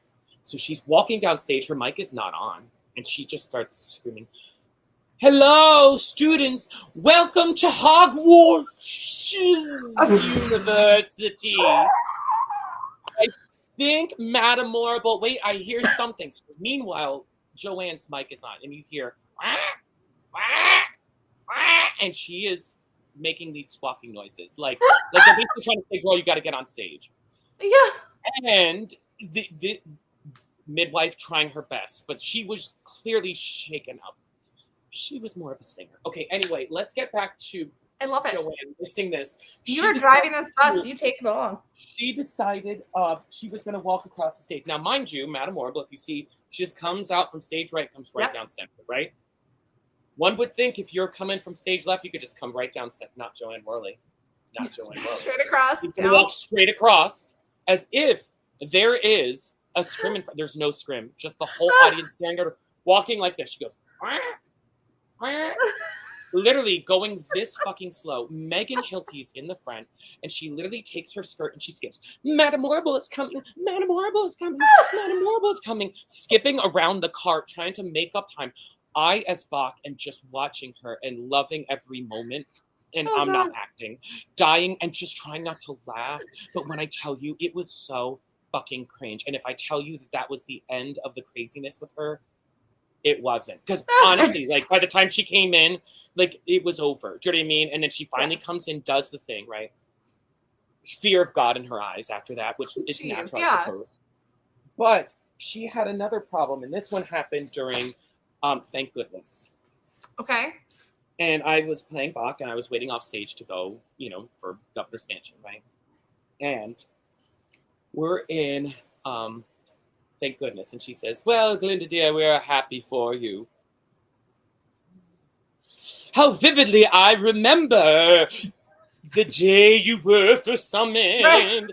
You know, and she goes like this, and the music director's like, "What the fuck is going on? Like, there's a whole section you've missed." And then she gets them to go, "The day you first summoned," and the music starts going, right? So he gets the entire LA orchestra, 30 people down there, mind you, not a touring one, a big one, right? huge orchestra going, and then she says, whoa, wait. Hold on. She goes, rip. As press secretary, I have striven that all up, and they're just like, you cannot go backwards. Literally, he's. She did that in front of an audience. She rewound. She rewound. Like him. She said, she literally went, she goes, wait. And she started to say this. Yep. Amazing. Oh my God. But that's amazing. That's incredible. Yes. See, that's what we're talking about with theater. Every time you go, it's different something experience. different. Absolutely. Yeah. So you actually get gold when that happens, right? I mean, let's be honest. You get to talk about this. You're like, yes, you did see that. You right. Did. That is your gift right there. Also, if you see a no-fly show, you should be grateful, because when that lightning hits the ground, it is going to pound the shit out of the ground. Those girls, when they know that they don't sit, when they don't fly, the rule is you have to riff the fucking shit out of it. And that is right. The golden alphabet rule of like no fly. Give them everything. Like, go nuts. Yeah. Just go off and don't. Well, and also, I mean, was it a couple months ago when Glinda's bubble got stuck? Did you see this? And it was stuck all the way through curtain? Yep. Yeah. I've seen this, a Cara Lindsay special where you're just like, there's the curtain call. Yep. But I've seen a Glinda get stuck in a bubble. Yes. One of my favorite Glindas I've ever worked with. One of the kindest, humble people ever. With the worst burps and farts ever. Mostly the burp. We would burp all the time. She's hilarious. I believe it. Yeah. We both have reflux issues, so it was like our love for that. But yeah, let me keep going with the story. So so LA, let me think. That all is going great. Having a lot of fun. I got to give box stage tours for Broadway Cares Equity Fights Aid. So imagine giving tours of the Pantages. Like that was what I did and gave back. I mean, that shit was so freaking cool. Those tunnels. I've been to the highest of points. There's been so many parties because there's a place to have a party there between that's outside cool. of it. We had a mixer party with I remember all the cast of first it was 9 to 5, so I remember having a party with the cast of 9 to 5, and then we had a cast with the party of Shrek. So it was a wild time. That's a fun show. It was a wild time. Yeah. Speaking of my dog used to burps. Yeah, speaking of farts. I know, right? You're right. But so I remember I got another contract, so I was super excited to be extended. But the show was going up to San Francisco, and I was not going with the show to San Francisco. Oh yeah. I remember how devastated I felt. I remember just thinking, if I'd stayed in the ensemble, I'd still be in the show. I'd still be able to go to San Francisco, and I would be able to keep this job. What would you do? Like, yes, I loved playing Bach, but was it worth not having a job? Like, it was my dream job, and it was just like, shit, what have I done? Right. And I remember and so this was 2 years later, like with Wicked, you know what I mean? And I remember just being so sad, and I remember the time just waiting and auditioning and just feeling frustrated. It's like, well, how can I go from Bach to what? Like, what's next? Do you know what I mean? Right. And I remember just getting frustrated, I'd be up for these jobs, and I'd be like one away from getting like riffraff at Universal Studios California, but I'd be frustrated that I wouldn't. Oh, but you're not Justin Sargent who did that at Orlando. Right. And at the end of the day, it's like I got frustrated, but I remember turning 30 and saying, oh my God, I want to be on Broadway by the time I was 30. What's going on? Like, I haven't made it. And I was so frustrated with myself, and I beat myself up. And when I tell you that fucking phone called, and they were like, listen, we've had an injury. We need you back now. Like, can you come to Broadway? Would you be willing to come? And I was like, yes. Wow. And I literally got in an airplane, and I was there the next day, went on. There was like smoke trailing you were on. Oh, literally, I was like, I flew myself from LA. I literally flew myself. They're like, how'd you get here? I was like, don't worry about it. Literally, I'm already here. We're good. I'm here. And the best part about it is I remember it was just like this idea of, I don't know, like, I just loved it. It was so amazing to finally make my Broadway debut. And I remember, like, first of all, learning the show, there was a mind fuck because it's on a rake. And that rake is a fucking big-ass rake.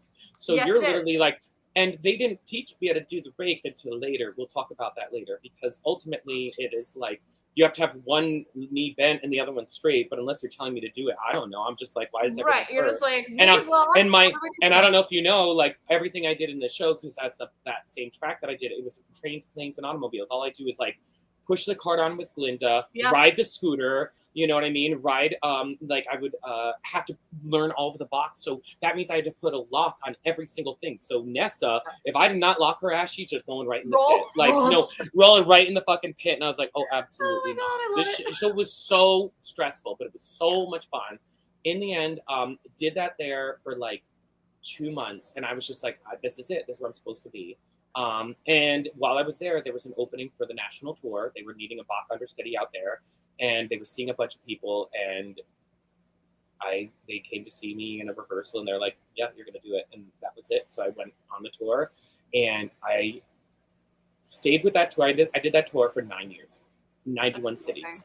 That's incredible. And the coolest part about that tour, I would say, is I chose to drive the tour. Because Wicked is such a big show, our shortest we ever stayed was 2 weeks.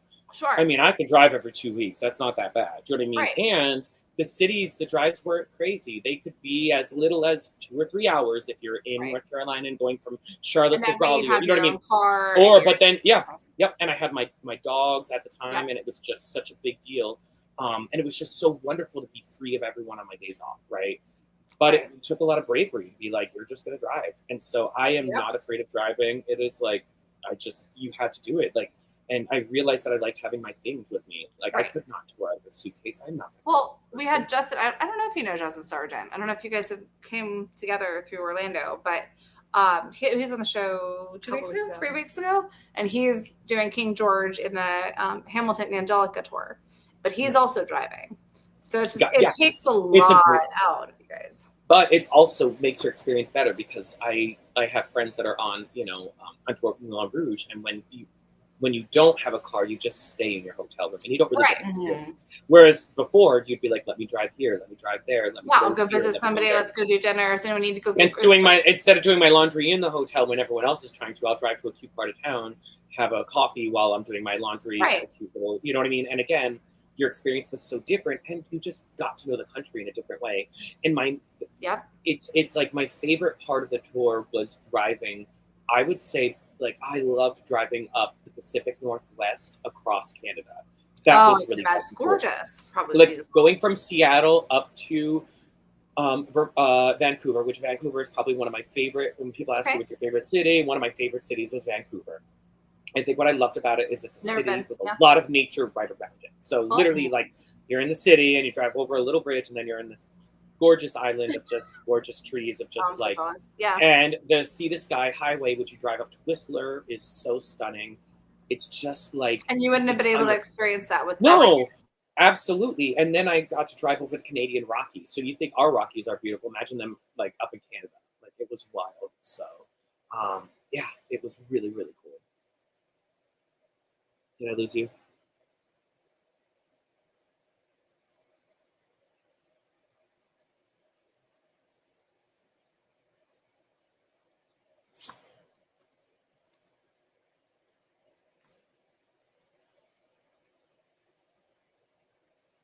Hello, can you hear me? Can you guys hear me?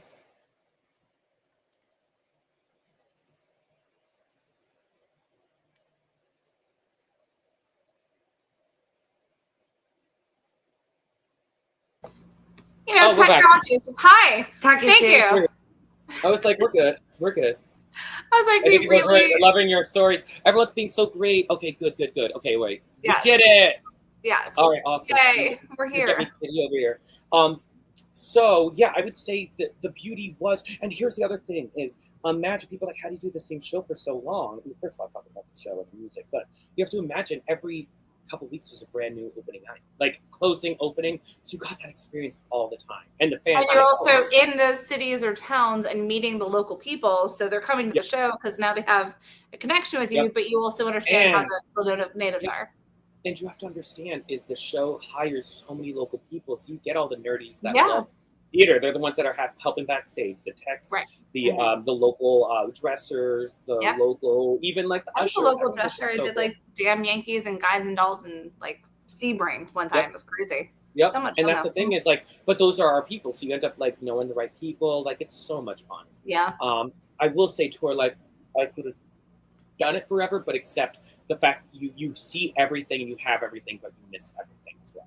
Do you know what I mean? Right. It's literally like like for me, like it was like, 9 years was amazing, but I was like going nuts. Like I was like, I don't think I can do this anymore. No, I mean, I needed yeah. It's not like, and I think I just needed a break. And the weird thing is, COVID happened, and I was like, well, that was you're weird kind of forced. You know what I mean? I was like, I kind of wish I would have just stayed longer. Sometimes, like my biggest regret is like if I would have stayed. But at the end of the day, like, but if you stayed longer, then something else would have happened, and then it would have been a different path. Right. And I will say, since I've left Wicked and I went back to school for interior design, I have been asked back 3 times. So I mean, we'll take that. It's better than 0. I've been able to go back once. The other time I was not able to. Like the third time I wasn't able to go back because I had a job that I was doing corporate in New York, and it was like if I went back, I was fucked, and I was trying to go that direction with interior design. It was at a good firm, and I just didn't want to mess it up. But at the end of the day, I want to make both of your worlds collide here. Yeah. If Bach was to design a room, what would it look like? What kind of room would it be, first and foremost? Give us a walkthrough. Let's be honest. His bedroom's going to be pink because he's going to want everything to remind him of her. Right. It's going to be covered in pink. It's going to be pink, and it's going to be like his version of pink. So it's going to be like not perfect. It's not finished like Linda's, but I secretly think he's covered everything in pink at this point. Like I think everything he sees is that. And if is it a bedroom? Is it a living room? Is it a kitchen? Oh, he lives in a little hut. He's like a little munchkin. He's like he's in a little weirdo little. Like he's kind of in one of those private little like. Actually.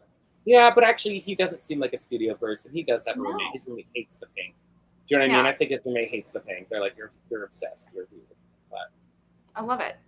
Yeah. Now, what do you think about the people that are going to see Wicked on Broadway currently and leaving after Act 1? Love that question.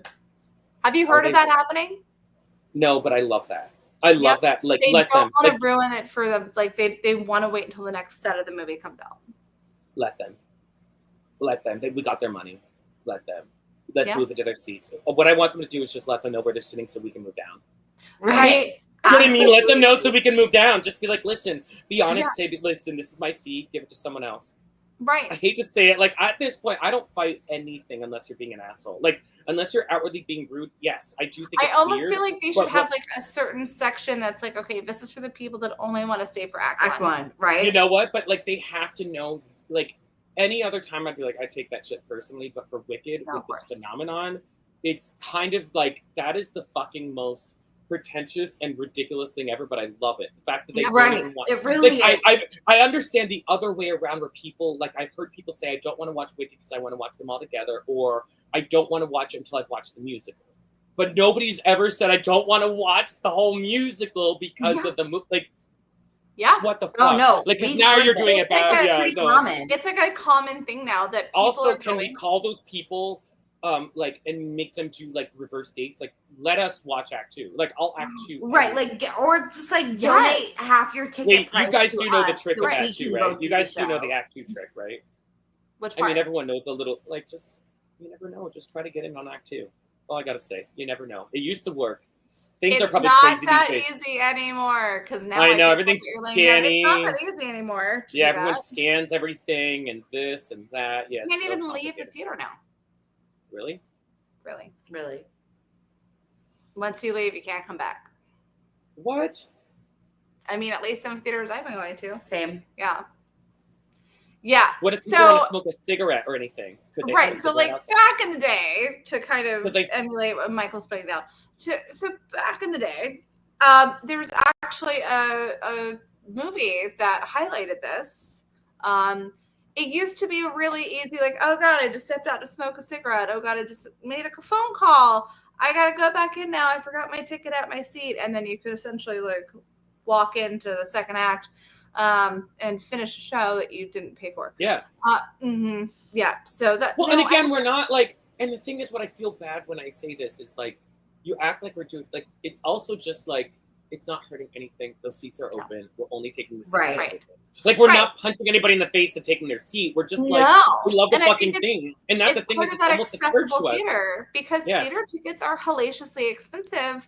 Right. And, you know, there's been a couple. And you can't experience it. It's like, you have to experience it live. Like, that's the only way to do it. Like, again, we can watch these on television. Yes, we appreciate it. But it's really, truly an experience that You have to experience live. That's why put your damn phones away. Don't talk. Yeah. Don't be annoying and be there because you just spent money. Yeah. Whether it's $20 or $2,000, which some tickets are right now, which is nuts. You're Yeah, there. again, and again, I just think I think I don't know how it would work, right? That's the whole point, is like, because you can't make theater not for profit, but it does make you wonder if there could be 1 or 2 Broadway shows. Here, let's do this. Let's make 2 shows, 2 theater houses, non-for-profit. And they're going to simply be for works to come in, and we're going to keep the prices down. Workshop them. The same quality, but the government's going to help pay for those actors' paychecks and all those crews. I don't know about that. But like, could you imagine? No, but what I'm saying is, like, Yes. what if we did this? Like, what if we could get to...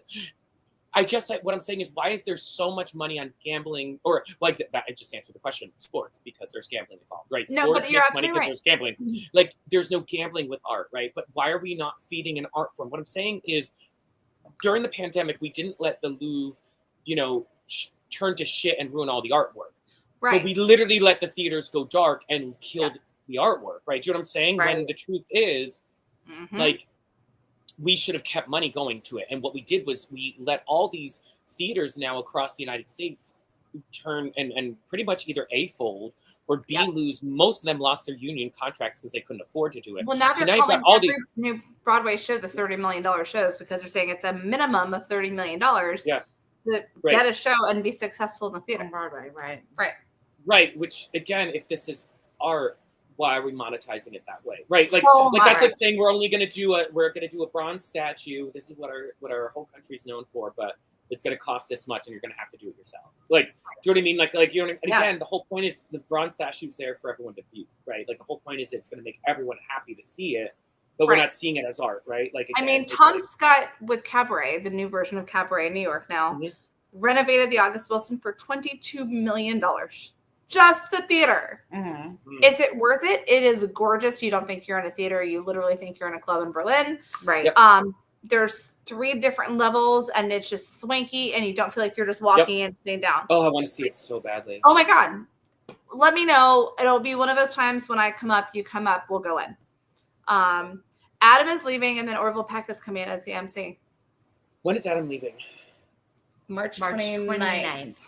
All right, so when you have to do like manifestation, I'm manifesting going to get to see him, because You and I, we will. I have will a say group trip to go see it again. the before thing you is leave. with Adam is I've had his number a couple times in the past, but from time to time he has to change it, and then it's like this I like can imagine. so the last time I saw him, believe it or not, it was like on tour, which was weird. We have our ways through certain measures that we can get you on top Yeah, of I was gonna say, let's just say it was a time we got in Missouri, which of all places, which was really Missouri. strange In that our Missouri. tours had matched up. Yep, in Missouri. That's cool. Yeah. Yeah. So, but it was just like one of those things of just like I just can't believe it. Like, it's weird because I haven't seen him, but yet I listen and I take him in so much. Do you know what I mean? And I don't know. I just love everything he's become and represented. And I forgot to say that was the fun part. Real quick. So Adam Lambert, great performer in LA, doing all this wild shit. And I was like, dude, you got audition for American Idol. He goes, no, I could never. I was like, Adam, you have that thing. You have got to be on American Idol. He's like, I could never. Went away to Burning Man, had an enlightenment experience, came back, and he was just like, Michael, I'm gonna do it. And I was like, you've got to. Sure as shit. His first album, Thank You to My Peeps, blah, blah, blah, Michael, right on there. Literally thanked me on there. So for Rachel, who is somewhere in our comments now, that was the very awesome story because now you can look at the first album and see Michael, and this is the Michael that he is referencing. Yep. So. In the actual notes, you'll say in the liner notes, thank you to my wicked peeps, Michael. You should bring that to the stage door when you see him before March 29th. Right. Oh my gosh. And do you know what's crazy is I still have Playbill with both of us in it. Oh my God. Yeah. Oh. I love That it. is cute. And I love it because it's such a small world, but it's like on a big scale. yeah, he was literally one of the most, like, he had a trunk of costumes and we would just go nuts in his apartment. It was so much fun. I want to go over your pictures. But yeah, let's go for him. Yeah. No, go. All right. Let's do it. Let's do a little show. You do it and I'll talk through. I love it. Okay, I'm gonna start This it. is so much fun, y'all. I appreciate everyone still listening. This is literally a dream come true for me. I double checked. We're already at 2,000 viewers, so there's that. Slay, baby, slay. Let me pull it up. I've got to go in a weird way, but it'll work. Come on, little phone or computer. Oh, and by the way, wait, why don't I show something in the meantime? Do we show you? This is my box from Wicked on Tour, my makeup box. First and foremost, I do want to show, I do own this because I did, it was auctioned at a Broadway Care, so I don't even think I took this, but this is an actual Glinda pillow from the show. And this is a Wicked tag, so you can see that's what everything backstage has. There's a snap right here, so this can snap to the bed because the bed. And it says Bach on it, upside down? No, it just says Wicked. No, you know what it looked like? It's where the snap is. It looked like it said Bach. Yeah, the snap. Yeah, it says 00. I don't know what that means, but right here, guess what this is? Guess what goes in here? What do we? Oh, that looks really bad. I'll put this. Mic pack. It's getting worse. Nope. Think about it.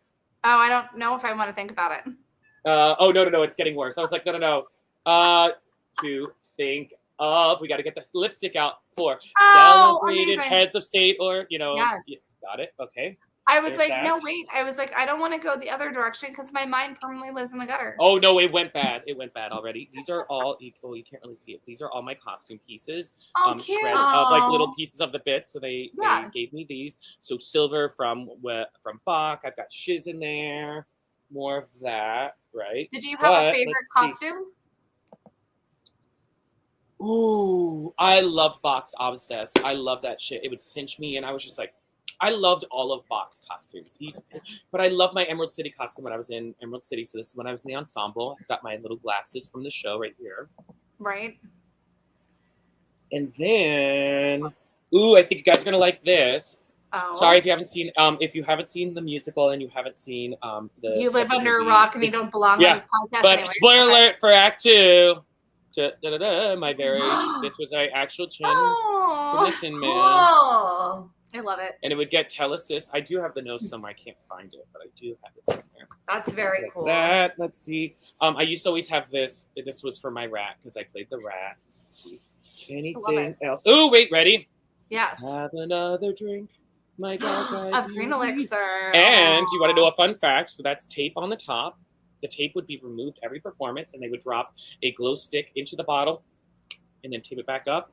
And then that's how it was used. And it's I do that with my cosplays from my Alice in Wonderland. Of course. Stick. Smart. Love it. And I will say, if it does break on the stage, it really does smash. So you don't like when I bet. All right. And it hasn't happened much, but it has happened. I think that's all my goodies. So yeah, perfect. So perfect time. All right, I'm going to go through some of these. Go team, go. Look at this. We're so efficient. It's perfect timing. Stephanie didn't know something. She's learning so much about you now. I love you, Stephanie. Every day's a new day for Stephanie. She has that kind of imagination anyway. I love it. I love her, Stephanie.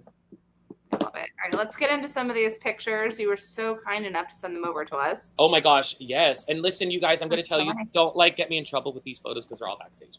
No, so this magically appeared. Yep. So this is one of my best friends, Lauren. She's actually teaching at FSU out in Tallahassee. So so she and I became best friends. She was in my wedding. We're still best friends. She's amazing. She was a singer swing. She started out as a vacation swing and then became a singer swing in the show and then understudied Nessa. So in the ensemble, you have singers and dancers. So singers understudy the principal tracks. Dancers just dance. Not just dance. They dance in their monkeys and fly around and do other shit. But basically, we also have swings. So there's 6 swings total. And then there's one standby on for all the companies except for New York, which has 2. New York is the only one that has one for Glinda and Elphaba. Mm-hmm. All the other companies, they've gotten rid of that because they realized they could shove any girl from a shiz wig into a Glinda wig in 5 seconds. Elphaba is going to take, and by the way, the fastest you can do it is about 20 minutes. I've seen them get them ready. Wow. So usually they'll know by the end of Wizard and I. Wizard and I was always the big one because Wizard and I went to a really high chest part for them. Sure. And they would know. Yeah. So it's kind of mid, but it doesn't go as high, but it still is really hard for them, if that makes sense. So they would always know. So by the end of that, they would look down right before loading and they'd kind of give like I'm out. A note or not. Phone call. Yep. And then they would tell the conductor. Conductor would just call and say, hey, I'm out, And I will say I've worked with an Elphaba that literally had to leave their contract because they had vocal issues, and now is one of the biggest stars right now and going to be starring on Broadway again, like in their millionth show. Yay. So what I'm saying is, don't ever let a vocal injury dictate what's going to happen to you, because it's not forever. Because Right. Don't get in your head. Because even belting tenor 1, I've had pre-notes before, but I would stop singing and they would go away, and I'd come back. But taking 2 weeks off to heal with that was difficult, because you have to take care of your instrument. But if you were a dancer and you got hurt, nobody cared. But the moment you were a singer, they're like, well, and it's like, guys, chill. This is really fucking hard shit to do. Right. Yeah. Anyway, right. I'll let you keep going. Yes. No, you're fine. This is great. Yep. So this is when I was playing Bach in LA. So this is Brianna Yakovan. She took over because one of the Elphabas stepped away from the show, and I will say it's Casey Levy. She's one of the best singers ever. What I'm saying is that look at her; she's a fucking star. So what I'm saying is, at the moment, I was so scared for her. I'm sure she was frightened, but we look now and we're like, dude, it was just gonna make her better. You know what I mean? Like, yeah, she's a star. You know what I mean? Like, and Absolutely. these things happen. Yeah, these things happen, and it can be like you could have like a cough or like a cold, and you come back and you sing just a hair too early.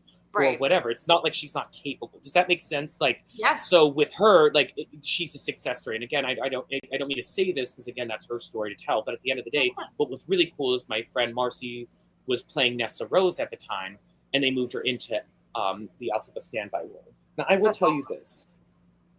One of the I'm not going to this. Let's just say there was a little bit of body shaming that happened, and I think that Wicked has And so the girl, Marcy, is just unreal. Let's just say that. And I just wish that they didn't put her in her head, if that makes sense. Because when you see her and hear her, it's like, yes, she looks like a Disney princess. She's a Belle. Do you know what I mean? But and she was great as Vanessa Rose. But at the end of the day, she could sing the shit out of Elphaba. And she acted the shit out of it. And she knew how to be the straight man. Because Glinda's the funny. So Elphaba's just got to be dry. Like, she knew how to just call, and she was just unreal. Anyway, let's keep going. Right, so basically, they moved up, and that's how Brianna then took over. So that was why we had 5 shots. This is Marcy Dodd, the girl I was telling you about, the girl that she's unreal. We love her. She opened the second national tour, which I later joined. Yep. This is the closing day of Wicked LA. So that's gigantic cast and crew. Yep, and stunning. It was unreal. Loved it. Look at all those jobs. Yep. That was oh my god, my brain. Give me a second. I'm gonna get it. What is her name? Did I say Teal Wicks? This is Teal Wicks. Final answer. Do we know who Teal Wicks is? Either way, she's an Elphaba girl. Oh yes. I just can't get over the straight hair on top of my head. I know, right? Oh, this is like we're talking LA parties. Yeah. This was. I'm looking at your hair and I'm like, I can't. I know. This is when this was my last day at Wicked on tour in 2018. That's Chelsea Emma Franco. She actually came to. So here's the other thing: always fucking be ready. Like if you leave a show, fucking know that shit. Because Wicked called, she had to fucking go back to standby, and Olivia went back to play Elphaba like in LA, and it's like shit just happens overnight. So just be ready to go. That's all. Yeah. All right. Always be prepared. Averick. So Averick is not in the movie. Averick is a horse in the movie, but Averick is the person that takes Piero on stage. Yeah, and we do a little handshake. That's me as the mob guy in the beginning. So I got to say, Glinda, exactly how dead is she? And I sang The Good Man Scorns the Wicked. Sometimes if they were missing, like if they didn't want, let's just say sometimes I got to sing the other solo if they didn't want one of the swings to sing it. Sure. So I'd be like, okay, I'll do it. This has to be really flexible from what it sounds like. Right. Yeah. Oh, I would just be like, I would sing a solo, run over to another part, and then run down stage and sing a second solo. It was like, well, I'll make it act it out. Sounds good to me. It's your money. Listen, I'll take Everything's fine. I'm ready for it. We'll go with it. I'll take it. I'm making enough money. Surprise. That's Act 2. That's so good. Man. Oh my god. And the costumes are made to your body. It's so fucking cool. Literally, they make all this shit. Is it? I have to ask, is that foam or plastic cowl? There's no foam on there. It's all kind of like a plastic. Yeah. I would say, it's all kind of plasticky. It's stiff. Not really breathable. No, we're not breathing. I mean, and honestly, the most vulnerable part is all that. Usually, you're walking around in just the silver bodysuit. Sure. And the cup. You would put your cup on as well over it because there's it's literally a jock that goes up my ass. Like if you see the backside, it's literally up my crack. It's hot. I mean, it's sexy, but I would have to walk over because the costume is so cumbersome. you would get the costume on backstage in some theaters. So I would have to walk around in a silver unitard. That was, and all the rest of it. But yeah. That's fine. Wait, do you guys want to know how the magic trick happens? How do I get turned into that? I mean, if you want to tell us. Yeah, so basically what that is in Act 2, during Thank Goodness, the other part that's playing the other Bach understudy, the dancer guy, because I had a solo with Thank Goodness too. I love Thank Goodness. My character was lit. He's like, I hear her soul is so unclean, your water can melt there. That was my character. I love it. But he was getting dressed in this exact costume. And so his job was when that armoire comes out during, the beginning of Governor's Mansion, he's just hanging out in there the whole time until that wheelchair goes behind. He pops in, I pop into the armoire, and then I will ride the arm off. And, he runs out and he's like, oh, and I'm still talking with my mic on, just watching. Through the mic, he's just mouthing it. And then at that point, then he takes a shower, goes into his mob costume for Witch Hunters. I get into this for Witch Hunters. Right. Yeah. Oh, that's so cool. There it is. Yeah. All right. Here's the magic. The magic of theater. Here's the magic. It's a lot of hard freaking work. Yes. All right. Shall we? Yeah. Aww. Oh, that's Olivia. Fun fact, you guys know who Frankie Valli is. That's his granddaughter, Olivia Valli. Oh, nice. Nice. She's one of my best. I still can't get over the hair. Yes. Yes. Very straight. I only went curly very recently again. There's also, if you hear weird grunting and snoring, the dog has now fallen asleep. Well, that's what Frenchies do. This is, if you look really carefully, I'm in the middle and the front, and then on the floor, and then behind me, over my left shoulder, is Adam Lambert. Above my head is Megan Hilty. Okay. The person to my left, the person to my left is the person I understudied, Adam Wiley. Okay. Let me see. The one all the way to the right in the front, Melissa Fawn, was in the original Broadway cast. The guy over her shoulder for Christopher Cusick was our Fiero in the original cast as well. Okay. Melissa just lost her house in LA. It just God. So bad, do me a favor. If she has a GoFundMe or anything, please do it. We also have send it to me, and we'd love to share it if that's okay. Actually, you know what? I actually have it on my Facebook. If you can look it up, Amber, would you be able to look it up? I just put it on. I put it on. I would say less than 2 weeks ago.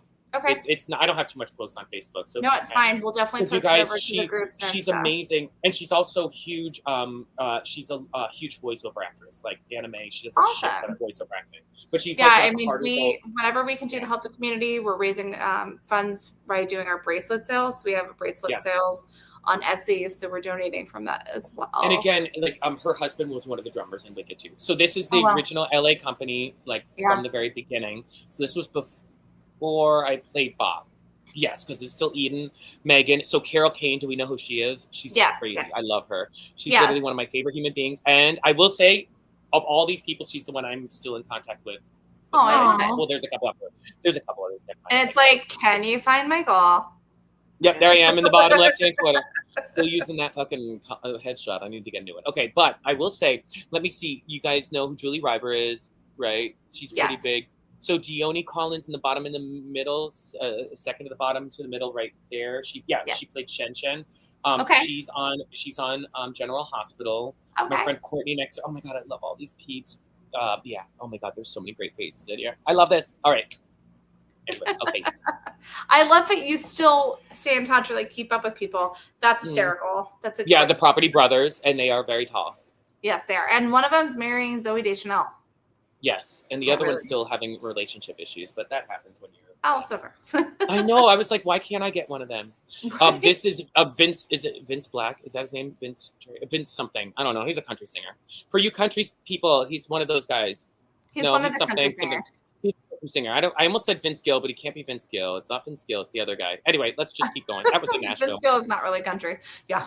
Oh my God, is that Mary Kate Morsey in the front? It's not. It's kind of a blurry picture. Yeah. Yeah, that is Mary Kate Morsey in the front. Yeah. Oh my God. Yeah, keep going. Fun. That's on tour. Okay, this is my last day on tour. Me as the rat, getting fed. I just love those uniforms. I know. Oh my God, they're so much fun. I kind of missed that turquoise color of the movie. It's gorgeous. It's gorgeous. I'm glad the movie brought it back. All right. Oh, this is us off stage, literally in rehearsal. Unsolicited, not unsolicited. We're just not supposed to use it. But yeah, that's me pushing the somebody happened to have a camera and the photo happened to fall in your lap. That's just happened to have it. But yeah, and you can see on the floor, those are tracked. So those help some of the set pieces come out and go on and off stage. Yep. But I love it because it gives insight for some of our members to be able to see, like. Yep. And is, fun fact, in the stage, go back real quick. Fun fact. I'm going. So there's little dots that are kind of lines. It almost looks like a line in the floor. Those little dots, like they'll run up and down. Those will actually be where the dry ice comes out. So the dry ice actually comes through tubes through the stage. So that's kind of cool too. It's like some of the cool smoke effects are like, how does that happen so well and so spread out so perfectly? Right. It's because it's literally tubes on Oh, the stage. I mean, it's like looking at the floor at the Majestic where all the candles would pop up, just everywhere. Exactly. Everywhere. You got it. Yep. All right, so this is also rehearsal. That looks like Jenna Claire. That's me. What am I doing in that? Oh, I'm doing Bach in that rehearsal. That's fun. Love it. I'm all the way on the right with the bleached hair. Yes, I was like, you look tall in this photo. Yes, I know. I'm all the way on the right, yeah. Like a tall Bach. Look at that hair. All right. Yep. Rat. His name was Rufus. That was what I was trying to hunt down before, yeah. Yeah, he's creepy as hell. But that's a mask. You just put that on. I would put that on right after the opening. Put that right in. Oh, so this is when I was in New York. I guess I just threw that in. Oh no, it wasn't. This is when I went back to the show. Plaid Square. This is when I went back to the show. Okay. 2 years ago for during the pandemic to cover. Nice. It was so much fun. State Theater, Cleveland, lots of fun. Again, these are just the most recent time I did it. Yeah. So we love it. I mean, this is uniform. Yeah. I mean, yes, and yeah. Oh my gosh, look at that wig, honey. She's giving blonde. Blonde is not a bad color for you, to be honest. I pull it off. I wish I could keep it up, but it's expensive. But that hat alone probably weighed also about like 3 pounds. I mean, it'll destroy your hair if you like bleach it. Exactly. You can keep that up. And you don't want that. Are you hunting for something? No, I'm back. You're back. Welcome back. Sorry, guys. You're okay. You're totally fine. All right. And we are moving on. All right. Love it. I'm in this picture, but you want to know how heinous I am in this picture? I'm all the way on the far left. Look at me. I don't know how I missed that light in that shot. Yeah, all the way on the left. Keep going more. Far left, like in the dark. Yep, that's me. Yep, that is me. Somehow that's how I got in that light. It was mid-show, and I don't know what the fuck. Because my track has to run back in at the end of like this. Right. A picture part, and I come all the way out, and I come running back in, and then the next part, and I just don't know what happened there. You were all over the place. Do you ever get a break? Yeah, there's like no break. Oh yeah. Oh my god, I had so much fun. Sandy Patty, she was like a Christian singer. Billy Ty on the right. Nice. Wait, do you guys know Rachel Potter on the left? Yes. Yeah, she's in the voice. I mean, not personally, but yes. But yeah, she just released an album with a bunch of Broadway peeps. That's awesome. So yeah, she's fantastic. Cute. Also rehearsal, Ken Martin in the front. She's in Harry Potter and the Cursed Child. Jenna Claire in the back. Yep. Justin's still in the show on the far left. One of my dear friends, Carrie, on the right with the red hair. She and I did Snow White together. So it was like crazy how many people like I knew from before. Yeah, it seems to pull a lot of people together, but that's how you know they already work well together. Another Bach picture. I keep going. I think that's the first one. I think we're back to the beginning. Wait, that's it. But Michael Drolet, that is your life. Magical. I'm going to ask my favorite question. Is there a question that you've always wanted to be asked, whether about yourself, your career, about Wicked specifically, about Bach specifically, that no one's ever asked you, and what would you say is the answer? Ooh, interesting. Mm-hmm.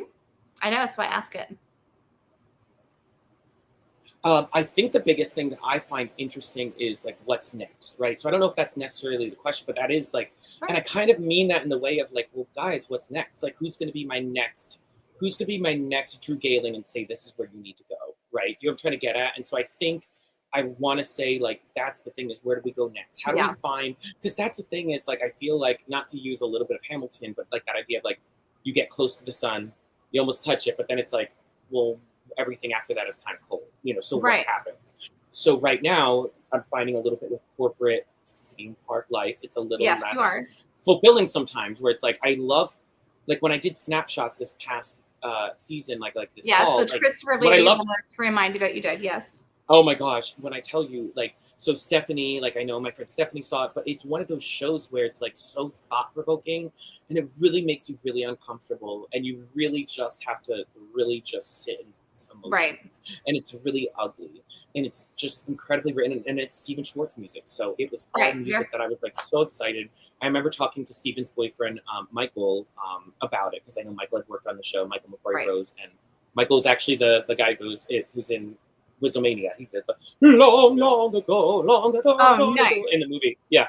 But again, it's a beautiful show. But again, like it was this thing where I had to have this wisdom and know where this character was coming and where it was going, because I was called back for this middle-aged version of the character. It's one couple, and it's in 3 stages of their life, and I was called back for the middle-aged one after the child, leaves the house, and I'm 45, so I guess they thought that I was more maybe right for that role.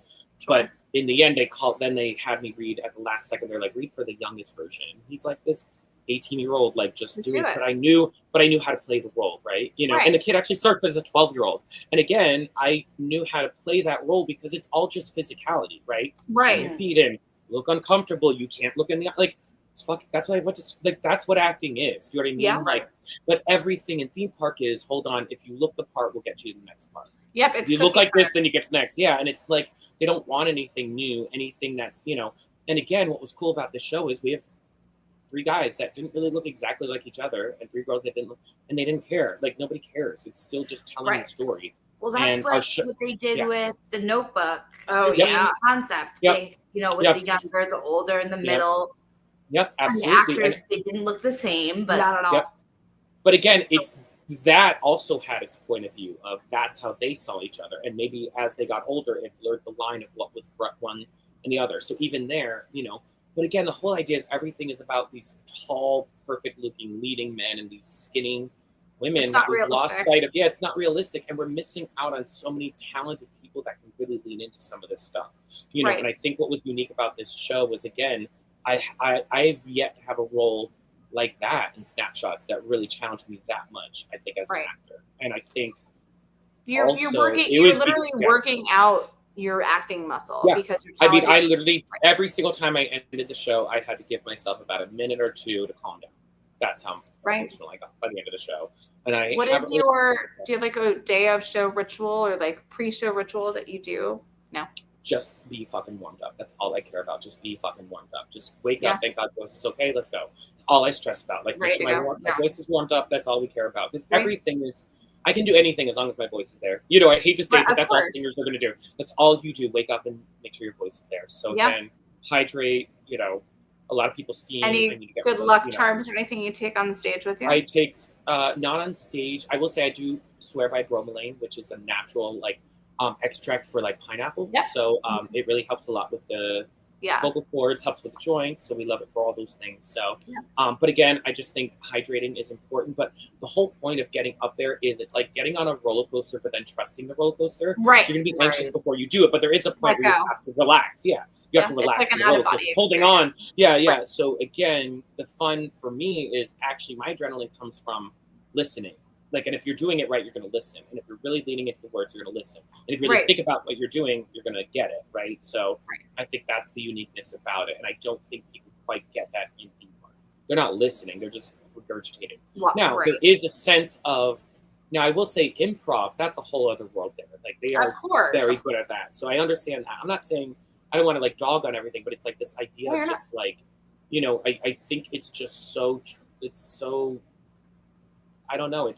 It's just so choreographed already, that I just don't really love the theme park entertainment for like when it comes to stage shows. Yeah, I mean, the good thing is that the theme park is able to kind of help regulate, like you're like continuously, doing something, but you're preparing yourself. It's like a workout to prepare yourself. Well, and at the end of the day is look at all these shows that open and close in New York and look how few union theaters there are. So here I am in Florida because I can be a union.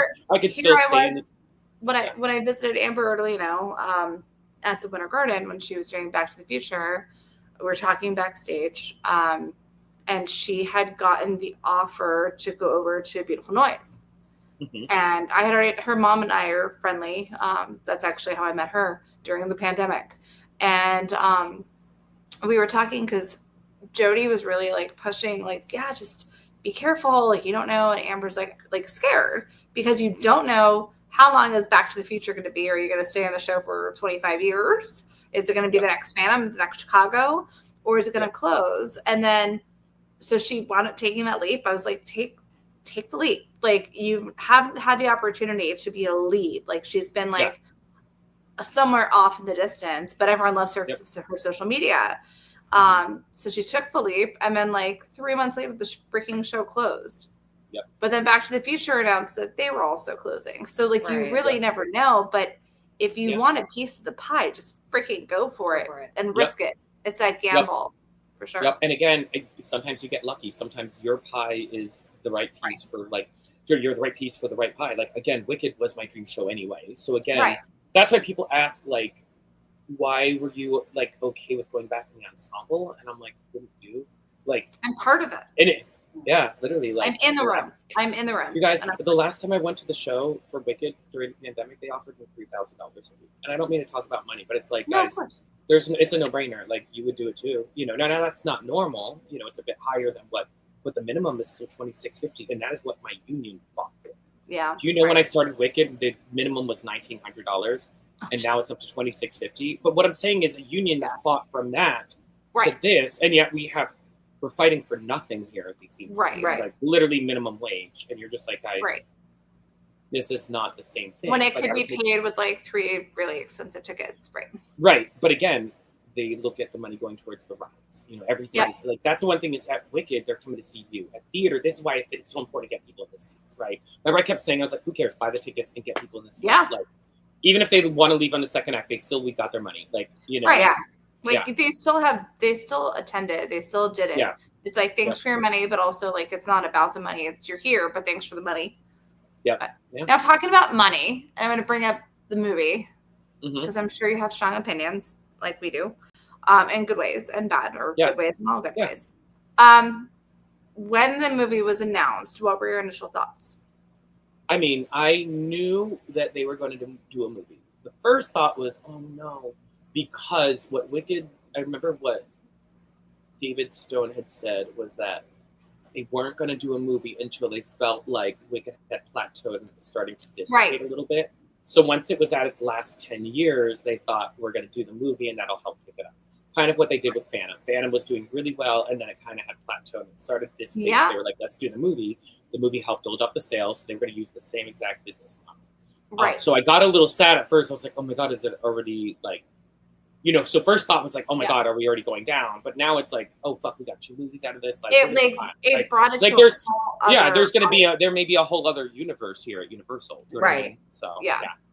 But I mean, I read the book before I saw the show, before I saw the movie, and I like had a weird situation with viewers. Don't vape, guys. Sorry, this is what? I'm on dry January. Don't vape, guys. I was telling people, the viewers, not to vape. Fine. Who cares? It's your show tonight. You're fine. We could do shots. I don't care. It's because I'm doing dry January. Oh yes, it's dry January. I have water. I drink dry January. No, that's why I've been drinking all the tea, all the sipping the soda. We're like, we're doing drinking and spilling it, loving it. No, I was so excited to see it. I think I thought I saw it in like maybe the 90s. I think Demi Moore and a couple of other people actually were supposed to be producing the movie, and then they never followed through with it. Wow. And to be very honest, when they said Ariana Grande, I was like, I don't want to see it. I didn't like a lot of what she did outside of it, but I was like, I have to see this movie because Wicked's such a big part of my life. Yeah. It's like my comfort show. Like it's one of those. Can I ask you a question? Yeah. Can I ask you a question real quick? I just because I feel like it's like a bookmark moment of just like I just want to give Ariana a little grace because I think what I want us to remember is she still is a theater girly, and you know in the theater world, I'm gonna say this. It's like when you do that. No, you're fine. Show, you're in that summer stock show. When you create something, it is literally you are so connected so deeply. Yeah. Right? Even the way we're talking about this, like when we're creating it, we feel that with each other. Right, of course. It was like she didn't want to pop the bubble. Like I can see why she wanted to go after the other theater guy who would be crying in her trailer afterwards, being like, right. Like, do you know what I mean? Someone that was going to be real and let her theater out and be nerdy. Do you know what I'm saying? So I think that's the one thing for her. Yeah. So I think with her and with, Ethan Slater, that's why I give them grace is like, I don't know if you've ever seen, but like the last that they had filmed was when she said, it was a long time ago at school. And then you see her afterwards and just her, like, yes, she's a star, but she's alone. Just sitting there, 2 people putting a jacket on her. I saw something compare it. So there's the whole, like from Hamilton, like you put a comma in a sentence, it changed the meaning. Yep. And then I saw somebody did that with No One Mourns the Wicked. Mm-hmm. And that it's like one mourns the wicked. And so they start talking about it because you have, Kristen Chenoweth, who said that the higher that Glinda sings, the more lying she does, the more pain she's causing. And she's actually talking about her being wicked inside. Like, it was like this whole thing. I'll send you an article if you're interested in it. So it was interesting to see that perspective. I had seen a lot of what Ariana Grande was doing, like in the public, like the licking of a donut. And I'm just not a fan. And I hope she does it justice. And then I saw it. And I was like, I can't imagine anybody else doing that role in the movie except her. And the way that they've been handling the press has been great. It's a lot. Yeah. It's a lot. They were filming. But she still loves it. Like, that's the thing, is you could tell these are theater girlies. Yes. Oh, and the thing is, they're showing too that you can have both. You can have theater girlies and make a successful movie. And yes, absolutely. The problem is that, I'm sorry, it's called musical theater for a reason, right? Yeah. And so what I think the biggest issue was, like, even with when I think about like the Mean Girls movie, the biggest issue was, why are we singing all this belting music in our head voice with a camera right here? You know what I mean? Like, it doesn't make any sense. Like, it doesn't. No, but John M. Chu did it very much like a theatrical production. He would start it there and then get there. Do you know what I mean? He knew how to start here and then go to there. I mean, I also love the introduction of the train, because it just shows that Glinda made freaking Dorothy walk all the way down the Yellow Brick Road when there was a damn train. Right. Yep. Slay. And you got to do the sing-along too. You attended recently. Yes, I did do that one. It was actually at the beginning of the month. I know they're not as many now, but it was a lot of fun. I still haven't gone to a sing-along, but how did you... It was good, but here's the thing. I will tell you, it's not conducive because it's not like a theater where you'll hear people behind you. It's made so you don't hear the people behind you. Right? You have these big cinematic seats and these big walls, and it's like, so it's kind of not the experience you think it's going to be, which is why I'm going to have a Wicked party and sing. But it's just a different... but it's just a different experience. I appreciate that people are doing it. Again, either way, we are making theater cool because, again, we cannot lose it. Like, do you know what I'm saying? We have to make it cool. We're mainstreaming theater. Like, it's like our theater nerd time to shine. Mm-hmm. Yep. It's like when Pokemon got its like big boost a couple of years ago, like 8 years ago, another big boost. And now it's like a huge thing. But it's like, okay, it's time for us to shine. So I love it. Which is funny because Pokemon's been around forever. Oh, fun fact, one of the wizards, Stuart Zagnan, is the original voice of the Professor. Oh, really? Professor Willow or whatever. Yeah, that's so Professor funny. Oak, yeah. Oak, yep. I was like, Willow's in the game. And Wait, question, real quick. I don't know if we missed anyone, but does anybody have any questions? I wasn't sure if we missed anything. Yeah, I was like, this is your show. Bring it in. Yeah, if anybody has any questions, whether it's now or later, put them into the comments. I just meant, like, because I wasn't sure if we missed anything while we were chit-chatting, because I saw some stuff pop up. Stephanie's, are you kidding me? But we already answered that, and we think we love you. Adam Lambert question. I think we're good. Yeah. I think we're all caught up, and like, see, I told you we're going to go over an hour, because it's been 2 hours. Oh my gosh, slay babies. This has been a blast. But do you have any other questions? Are you thinking anything? When are we hanging out when I get home? Yeah, let's go. Let's go. Oh, and let's do it. I'm ready. And also, like I said, I think the biggest advice is be kind. Listen to your friends. Your friends know what you're good at. Listen to them. If they tell you you're perfect at something, go do it. And even if you don't feel like it's, that's the other thing too, is don't give up. Even if you don't feel like you're right for it, you have to practice at it, right? Like, so I'm like, well, where do I fit in there? Well, I had a call back for Popeye, and it's like, well, I'll go close one eye, put a corn cob pipe as a prop in my mouth, and I'm gonna figure it out. You know what I mean? Like, I mean, but what do you want me to do? That's my job. Like, tell me what you hey, I'm not the actor. No, but at the end of the day, you did great. No, I'm just saying is at the end of the day, you got to do what you got to do. And I heard other people doing it, but I'm like, I understand the style because I'll put everything into it. Like, that's what people do. Like, we do the research. We're not just like willy-nilly. Like, everything. You have to be happy in what you're doing and work towards it and find a goal. And if you're not happy, then don't do it. Do something else. For sure. Yeah. And the reason why we love theater and musical theater is because there's so many layers to it, right? Like, all of it. It's all just beautiful and it comes together and it just really it just takes your breath away. Absolutely. Oh my God, now I want to watch Wicked. I'm like, I just feel like I just want to watch the movie. I mean, we have it here, so we might be able to. We actually, I think we could actually do a viewing party. We'll call you when we're done. But if anyone would like to find you on the socials, do you have a specific social that you use better, and how could they find you? Oh no, it's going to be just me. So it's Michael Drolet, Michael Michael _DROLET. And that's going to be for my Instagram, also on Facebook. As long as you're not crazy, follow me. Let's go, and I'll be your friend. And let's figure this out. Yes. Well, I also love musical theater nerdies. They're my favorite. Yeah. Yes.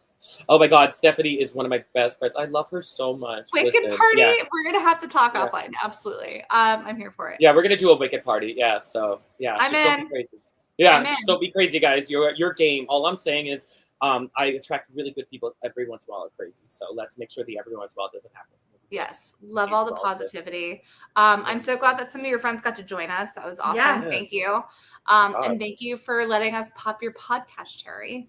Oh my gosh, it feels really good. I still I'm not sore. I feel great. No, really good. Okay. We made it easy. The next time. Yes. Next time we'll just go a little bit stronger. All right. Yes. Yeah, no, you went strong. Trust me, knowing this. Yeah. Yeah, no, it was listen. Durability, consistency. We've got some good consistency, durability. Yeah. Yeah, we've got this. Sustained. Yeah. Sustainable. But we hope that you have a wonderful night. Thank you for everybody joining us. Oh my gosh. And Amber, you're the best. This is not the last time that you're going to see us, obviously. No. So you're stuck with us. And for everyone else listening, we'll be back tomorrow. We have a new surprise show tomorrow. Surprise.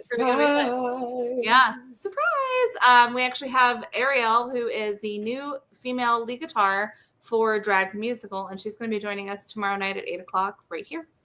Oh I know, God, we're excited. We love that show. Yes, and get some musicians in here. That's the thing is everyone has to know, it's all of us that make theater. Theater is all of us. It's the audience to the backstage to the everything, and everyone's got the coolest fucking stories. I did a music for 5 years in Wicked. Listen, they're crazy. And you might have been working with the same person for those 5-10 years, whatever, and they have totally different stories. Right. Oh my God. I always said my reason that I'm on this earth, everyone's got to find the meaning of life. I'm a story collector. I've literally said this for years. My purpose in life is to listen to people's stories and just gather information and just be able to appreciate and understand human race. It's really fun. It's a theater thing. Well, I appreciate. I was going to say, and I appreciate you being so willing to listen and just kind of. Oh my God. Yeah. We could do this another 5 hours. If the damn Frenchie wasn't storing behind us, we would do this all night. Yeah, if I didn't have work tomorrow, I would totally do this all night. Right. You want to introduce the puppy really quick? What's that? You want to introduce? Oh, this is Butters. This is Butters. Say hi. This is Butters. Hi, Butters. And we got one more. Come here, Mrs. Wiggles. And this is Mrs. Wiggles. Oh, hi, Mrs. Wiggles. I love her cauliflower. She's very extra. She's very extra. Yes. She was. I adopted her. She was found in Temecula, California. Okay. But when the show was in Costa Mesa, I was able to adopt her. Damn right. She joined the tour then. She's like, look at me, adore me. I love it. I love her so much. I love it. Well, you go to bed. To bed, I said. We'll call you in a minute. Thank you for joining us. Sounds good. Talk to you soon. Thanks, everybody. See you tomorrow. All right. Bye. Bye, everyone. Bye.